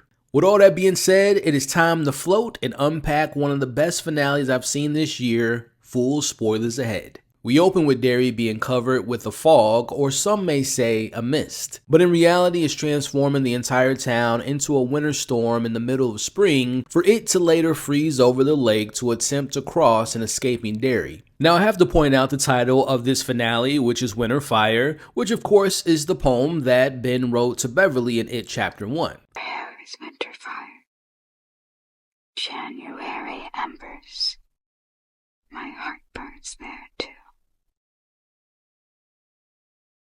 The Air Force sees this spreading across Derry on its radar, and it's all a part of Shaw's plan as Pennywise makes Derry into his playground. We see the leaves from the trees are dying out, and the people are in a panic in the streets as Pennywise's balloon appears in front of a shop, and it disguises itself as one of the citizens ready to creating pure chaos. Now at the Derry High School, we see Pennywise hijacks an intercom and pretends to be the principal. It tells the students and teachers that the classes have been canceled for the day and that the upperclassmen are excused, but the other students are to meet in the auditorium for a student assembly. Now in comes the students led by the patty cakes. Out comes the principal, now a puppet for Pennywise, as he introduces Pennywise the dancing clown. This almost mirrors the scene we saw in the last episode in the flashback set in 1908, where Bob Gray was introduced to the children before it took his identity. This just goes to show history in Derry has a nasty way of repeating itself. Now out comes Pennywise, still wearing his outfit drenched in his victim's blood, as Pennywise puts his fingers in the principal's eyes and rips off his head and tosses his body into the crowd and soccer kicks his head out of the window and does his iconic dance. It's got their full attention and begins singing to the students its own sick version of I Close My Eyes and I Dream of You, composed by Bert Kimford. When I close my eyes and I dream of you, I see your pretty faces and I taste them too. Pennywise shows them the best part of its performance by showing them all the deadlights, and they all start to float as the stage collapses and its wagon is ready to take these kids with it. Now back with Ronnie, Lily, and Marge still cleaning up and gathering Rich's belongings at the hangout spot, they notice the fog descending across Derry. Now they head downstairs and find the walls are covered in missing posters of the kids from the school as they decide to head to the school to see if it's taken all of them. Now back with Pennywise and his audience, he has all the kids behind the wagon all frozen in the air, led by Will, all under his control as he plays the trumpet, which by the way is one of the coolest shots of this episode. I love this opening sequence because of how it sets the tone for what's to come. Also, I gotta say, I would imagine Bill Skarsgård had such a fun time shooting this entire episode as Pennywise, especially with this opening with the whole song and dance routine, because he gets to show off his skills and they're on full display. Now back at the school, the girls see that Pennywise has indeed taken all of the kids and their principal is dead. Now it's also here that they discover that Will has been taken as well. They decide to follow the trail of blood and save Will and the others by using a dagger to protect themselves while they attempt to kill Pennywise, as Marge says a line that her future son says in It Chapter 1. I want to kill that fucking clown. After realizing that it'll take them too long for the three of them to catch up with it on one bike, they see the murdered milkman's truck. As the one-eyed Marge volunteers to take the wheel and drive despite having never driven before. Now back at the base, Leroy tries calling the house to check on Will, but there's no answer. Instead, Leroy gets a call back from Pennywise taunting him by putting Will on the phone as he's begging for help. Now Pennywise ends this call by saying one of the most ridiculous lines to Leroy about how much it enjoys how dark meat tastes. And fresh. Listen, please. Dark meat tastes twice as sweet. Don't put your hands on my son! Don't touch my son, you hear me? Now last week we saw Dick Halloran was already knee deep in dealing with the dead spirits haunting him from him acknowledging and speaking to the dead in his attempt to save the kids at the black spot. As we now find him in his room and things have just gotten worse. The spirits aren't just whispering anymore, they're inviting him to join them. We see Halloran has his gun in hand, ready to silence the voices forever. But before he can pull the trigger, Leroy bursts into the room, begging for him to stop. But Halloran's almost too far gone, until Leroy pleads with him to help him find Will, who's been taken by it. This snaps Halloran back into reality, and he puts the gun down, and the mission is back on.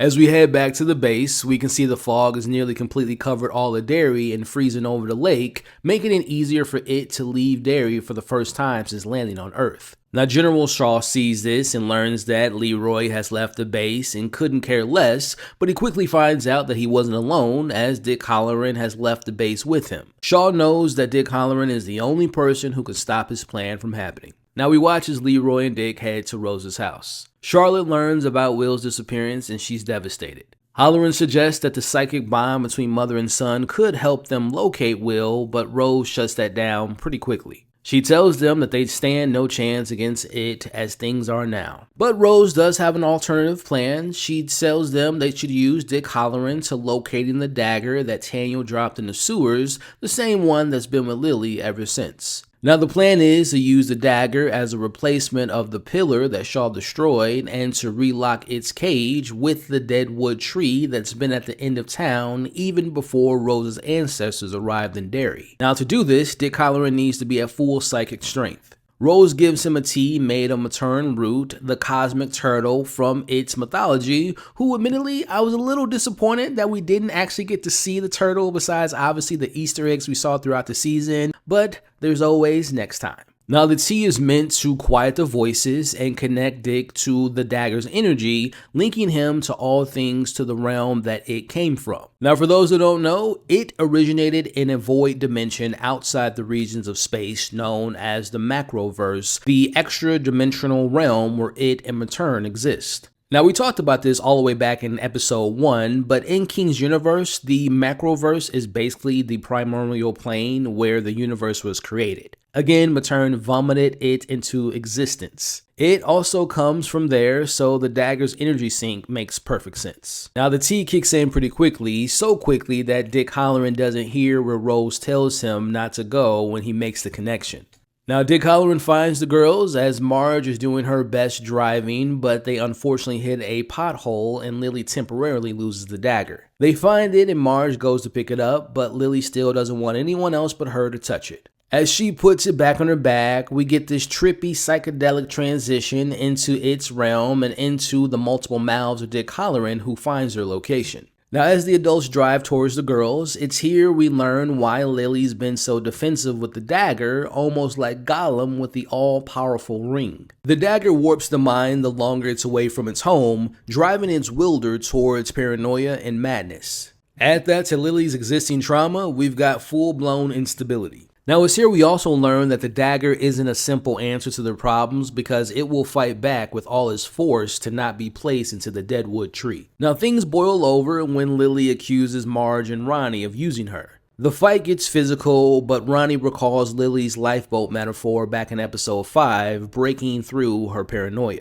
Marge snatches the dagger and we can see that Lily's back to herself. Smartly, Marge suggests that they rotate the dagger duty to minimize its mental toll. The dagger suddenly lights up as they found its wagon with the missing kids floating above the frozen ice. Now back with the adults, they are getting closer, but they learn from Dick Halloran that the kids are now on ice and they need to hurry. As Leroy suggests, they use Dick Halloran to try to get into its mind again and to slow it down. So admittedly, after watching this episode a few times at this point, this build up to finding it remains my least favorite part of the finale. Starting with our trio of kids, their scenes felt tonally off. We'll get back to that in a second, but I want to talk about Lily and her dagger subplot. Now, remembering this was introduced back in episode 5 with it being this big mystery type of energy, it didn't really fully deliver for me. Her breaking free of its hold so quickly was just underwhelming, and she never really got her big solo moment to maybe use a dagger against it that I thought that we were headed towards.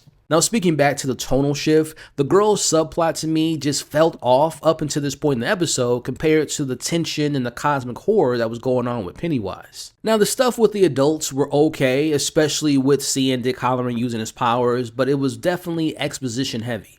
The scenes load us with lore, its realm, the Matern root, the dagger, and the deadwood tree, which is great for Stephen King fans like myself, but maybe too dense to introduce in the middle of your finale. I think my biggest issue and what it boils down to is that these plots and the build up to the climax, it doesn't have much of Pennywise being involved in these moments. I mean, for me, every time Bill Skarsgård shows up on screen, it's just electric, but the non-Pennywise stuff, it didn't match the same energy that he was giving. This stretch of the episode is Pennywise free for a solid 10 minutes and I felt it. But luckily, again, it was about 10 minutes or so in the episode, so it wasn't so bad that it took me out of the episode. But here's where things hit on another level and all of our characters step up and we get to see Pennywise and another surprise character take center stage. The girls make it to the ice where the kids are and they find Will, but Pennywise hears them and the wagon stops. Pennywise opens the back door, which to me almost shaped like his eyes and his bloody mouth as the blood comes spilling out. To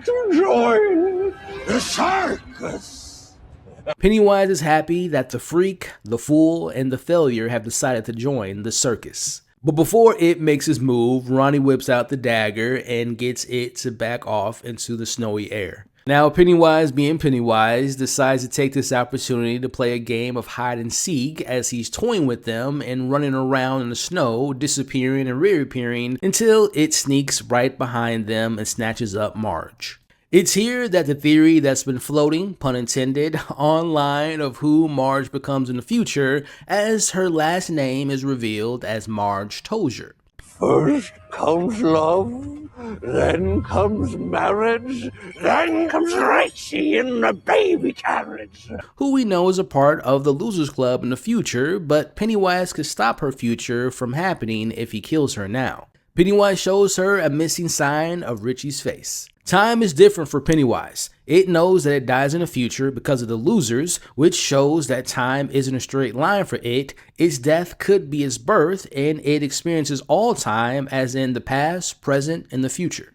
As Pennywise mentions, it's about to end this curse of time and kill Marge, but first he tells her the same thing he told Richie 27 years from now. Beep, beep, Margie. Now, this whole reveal kind of reminded me of Stephen King's 11/22/63, which if you all do not know is a story about a time traveler who attempts to prevent the assassination of President John F. Kennedy. Now, obviously, this is different circumstances, but the idea of someone traveling through time to prevent a death, in this case, it preventing its own death. By the way, fun fact, in the story 11/22/63, the main character Jake actually passes through Derry at some point in the story and actually interacts with Bev and also, guess who? Richie, which may not be a coincidence. I wonder if the writers of this show got the idea of having it being in this Terminator-like situation and trying to kill Marge from the book 11/22/63, with Richie being a part of that particular story and having a small inclusion in that. It also makes me think about it capturing Will and knowing that he'll become Mike Hanlon's dad in the future. Now, saying that out loud, now knowing what we know, you would think that it would have been more proactive in its attempts of killing Marge with the whole ice scene from a couple episodes ago and just putting Will under the deadlights, but being more aggressive and actually killing them would have made more sense. Now, I don't recall this element being a part of its existence in the book or the films, but it makes sense to me thinking about it. Considering it's been around billions of years and comes from a void dimension where time and space operates on a completely different set of rules, I buy into this new set of lore of the creature. I'm a sci-fi lover, so this new wrinkle of time paradox in a way is beyond compelling to me. As we'll discuss later, this also sets up the next 2 seasons. But as I digress, back to the scene. Quick post-edit insert here. So as I was editing this video, I kept thinking to myself, where in this season did it say something about future events? And then it hit me. Back in episode 2, when it disguised itself as Ronnie's mom, it had mentioned that Hank was gonna fry. Now, obviously, he didn't fry. Thank goodness Hank survives. We'll talk about that later in the breakdown. But that would have been potentially in reference to Hank being in the black spot later in the season. Now, the next time it predicted something from the future was in episode 4 when we saw Will and Leroy on their fishing trip. Remembering that it was disguised as Leroy and when he held Will under the water and told him that he would burn too. Now, that could have been in reference to later on in the season at the black spot, but as I said in that particular individual breakdown, it's likely predicting the future to what happens to Will burning brutally in a fire, which was mentioned in the book, but also mentioned in It Chapter 1 by Mike Hanlon, who is his son. So this moment of it basically being an omnipresence, being everywhere at once, doesn't just play into seasons 2 and 3, but it also opens the door to the idea of it being alive even after the events of It Chapter 2. Crazy stuff, but I'm going to finish editing this video. I hope you all are enjoying the breakdown this far. Remember to like, share, comment, and subscribe, and enjoy the rest of the breakdown. As Pennywise goes to kill Marge, it freezes mid-air like it did back in episode 5. Marge rejoins the others as the rest of the kids drop from the air, including Will.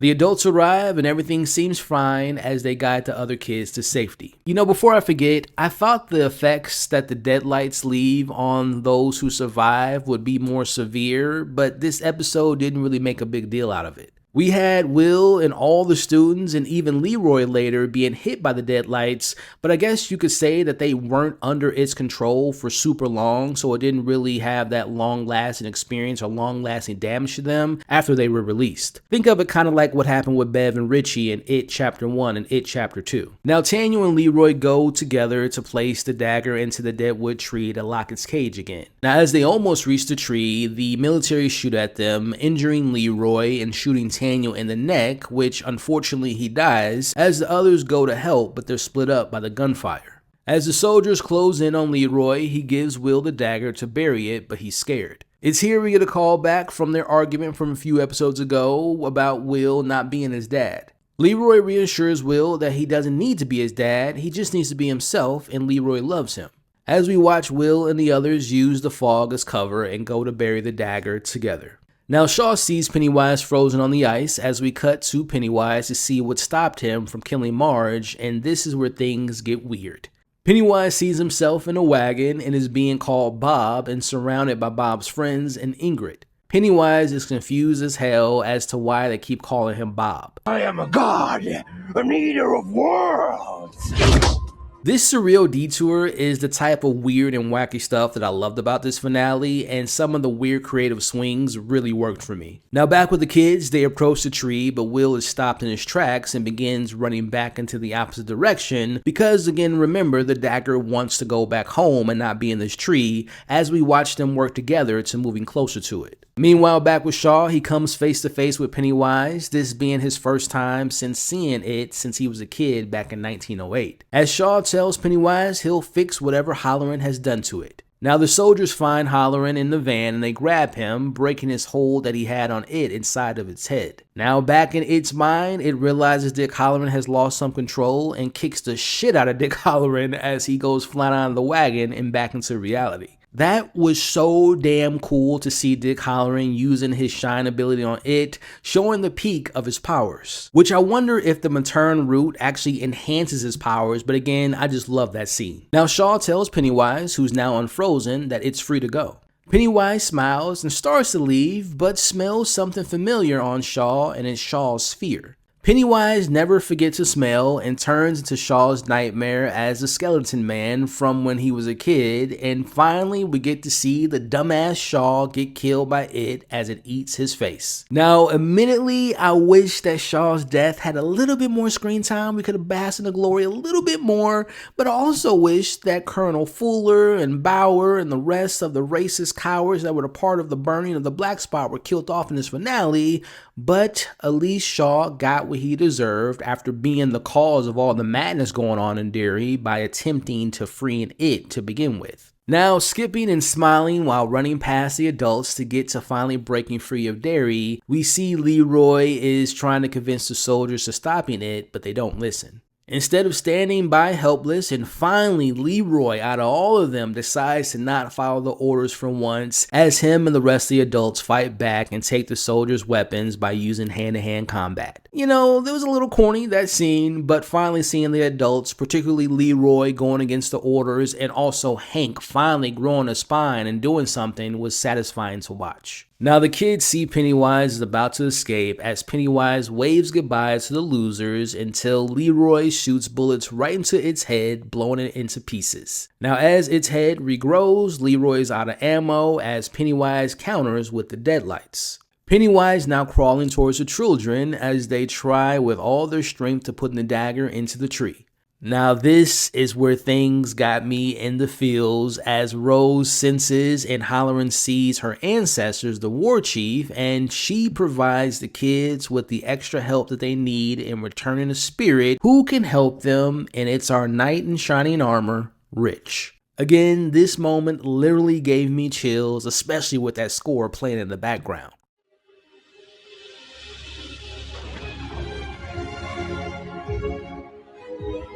Also knowing that Andy Muschietti directed this episode, was it just me or did some of these slow motion moments remind you all of like the Flash being in the Speed Force? Now one of my favorite moments is Rich running to help the others and he gives Pennywise the finger. As Pennywise is now desperate, we get to see one of the coolest transformations in the entire show. And that is Winged Pennywise, which is a great callback to it in the novel where Mike Hanlon sees a giant bird form. As it closes in on the kids, but it's too late as they get the dagger into the tree and relock its cage, I want to acknowledge just how big in scope and scale this episode got as we get to see the best visual effect, which was a chef's kiss where the blast kicks Pennywise back, was just gorgeous to look at. Look, there's been a lot of talk about the overuse of CGI in this show, and there's been some spots where it hasn't looked good, and I've pointed that out throughout my several breakdowns, but this episode, and this moment in particular, was flawless with the visual effects. Shout out to the VFX team, and maybe one of the best use of CGI in Andy Muschietti's direction that I've ever seen. It's here we get to see all the different forms that it has taken this season, as its true form appears as the Deadlights, as it leaves them with one last thing. Lively crowd. And it retreats to hibernate for the next 27 years. The chaos has finally come to an end as the kids acknowledge the presence that helped them, and they know it was Rich who helped them at the end. As we end this scene with seeing Rose mourning her nephew Daniel. Now it's time for the tissues to come out as we're now at Rich's funeral, and here's where the waterworks hit. As we watch, Marge shares what friendship means, and this is where the emotions came out for me. As we can see Rich's spirit with his arms over his dad's shoulder and his head on Will's shoulder as Marge leaves his drumsticks on his casket. Now Dick Halloran sees the pain Rich's parents are in and decides to give them something to uplift them. Halloran delivers one of the series' most touching lines, telling Rich's parents that the hand they feel is their son and that he'll always be with them. Yeah, that moment hit me right in the feels. As we come to the end with more moments of closure, as we see Marge sees Rich plane has finally made it to Main Street like he always wanted, and after avoiding going to her father's grave, we see Lily finally goes and she shares that she's better now and that she's also made some new friends. I'm so glad the theory people had about her ending up back into the asylum and getting a lobotomy performed on her did not come true, because that little girl went through hell this season and she deserves some damn peace. Now back at the hangout spot, we find our losers overlooking Derry where things are back to normal.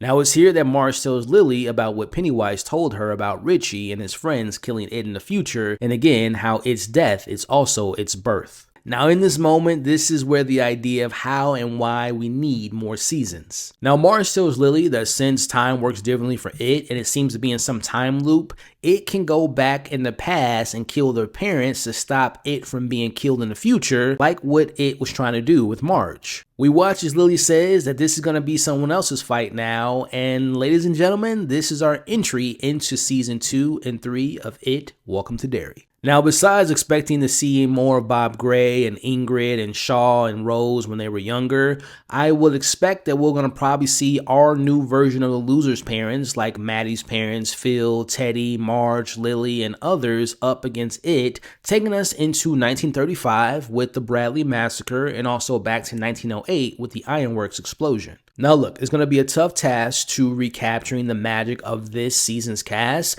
but hell, I didn't think it was possible after the cast of 2017 It and 2019 film, but here we are. They always manage to get incredible casts for all these projects this far, including the return of Bill Skarsgård, so I have all the faith in the world that when we get season 2 and 3, we're going to be just in love with that cast as we were with the cast that we got so far. Now back at the Hanlons, Dick Halloran is there to say his goodbye. The tea that Rose gave him worked and he no longer hears the voices. Now he's headed out of Derry to go work at a hotel as a chef, as this is a reference to his next chapter at the Overlook Hotel in The Shining. Thinking back on it, it's bittersweet because while he survived this interdimensional nightmare here in Derry, spoiler alert, we know that unfortunately he dies at the hands of a possessed Jack Torrance with an axe. It's a cruel foreshadowing, but it makes his goodbye feel even heavier. We see Hank leaves with Ronnie and thanks Charlotte for all of her help. We learn that Leroy made a deal with the military that as long as he stays quiet about everything, he's able to leave on an honorable discharge. Rose offers Charlotte and Leroy a spot with the children of Matern and also offers them her farm, the same one we saw Leroy have back in It Chapter 1. But it's here we see that Leroy kindly declines her initial offer. Now we cut to seeing Will and Ronnie share their own goodbyes, as they talk about what happens when you leave Derry and the memories fade until Ronnie does something unforgettable, and that is she gives him a kiss. Another bittersweet moment where we know distance and time will pull them apart, but also that for Will, this will be a defining memory. Now the Hanlons are about to leave Derry, but Charlotte stops. She's reconsidering Rose's offer, and against all logic, them surviving it, the Air Force, Shaw, and even the racism that remains in the town, they ultimately decide to stay.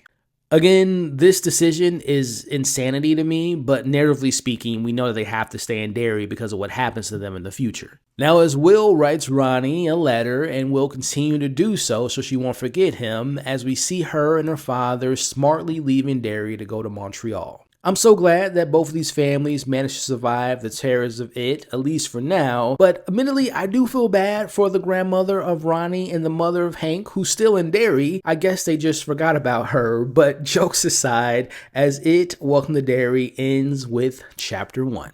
Now we cut to a mid-credits scene where we find Ingrid in the asylum begging that they listen to her about what happened to her father and that the wolves are coming for her, as they calm her down by playing the same music we heard her playing in the future in It Chapter 2.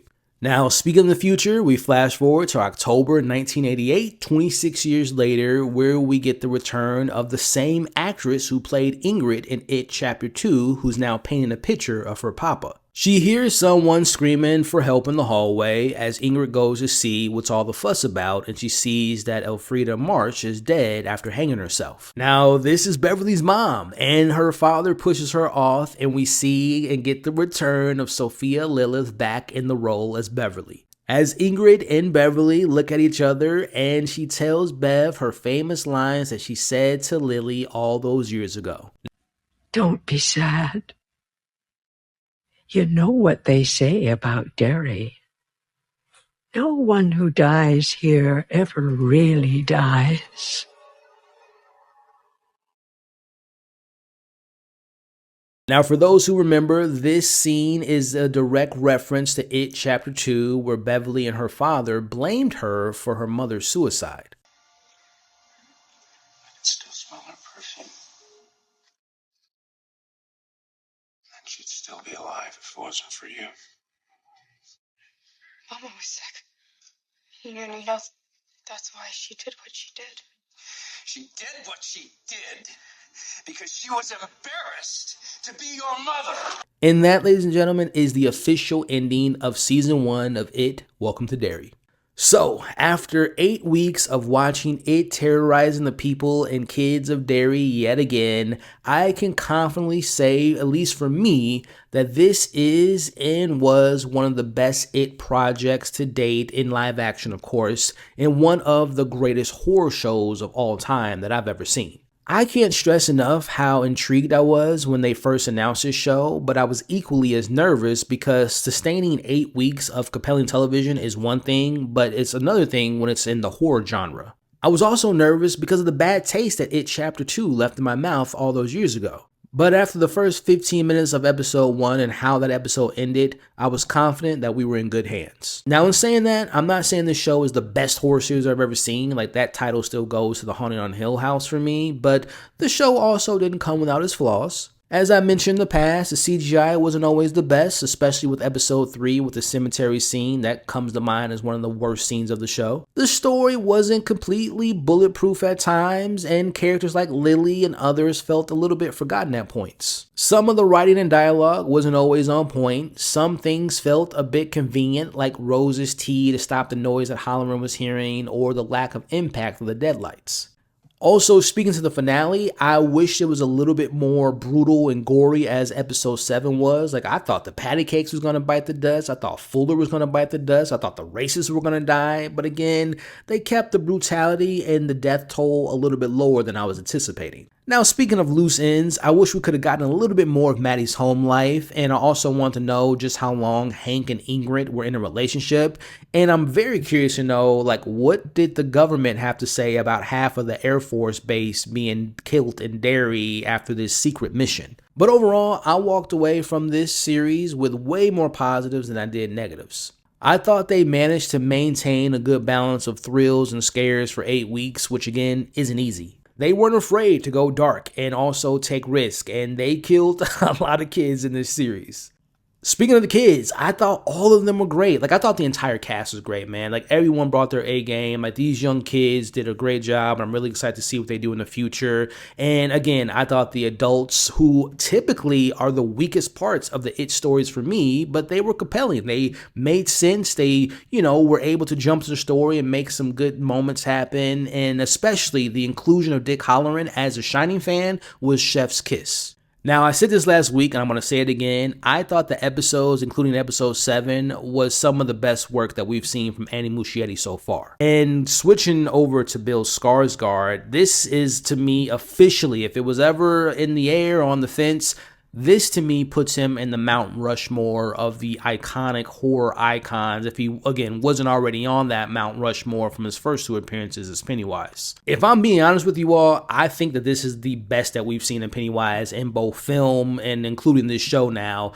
He was fantastic. I can't get over the fact that it took 5 episodes to finally getting Pennywise to appear, but I'm saying that in a good way. Like, the story was interesting enough to keep me engaged, and the build up to finally seeing him was incredible in episode 5. Now, as of what's next, it hasn't been official or announced quite yet or greenlit as of the time of this recording, but as we've spoken to many times, the plan is to tell more stories for season 2 and 3 and going back in time to do them.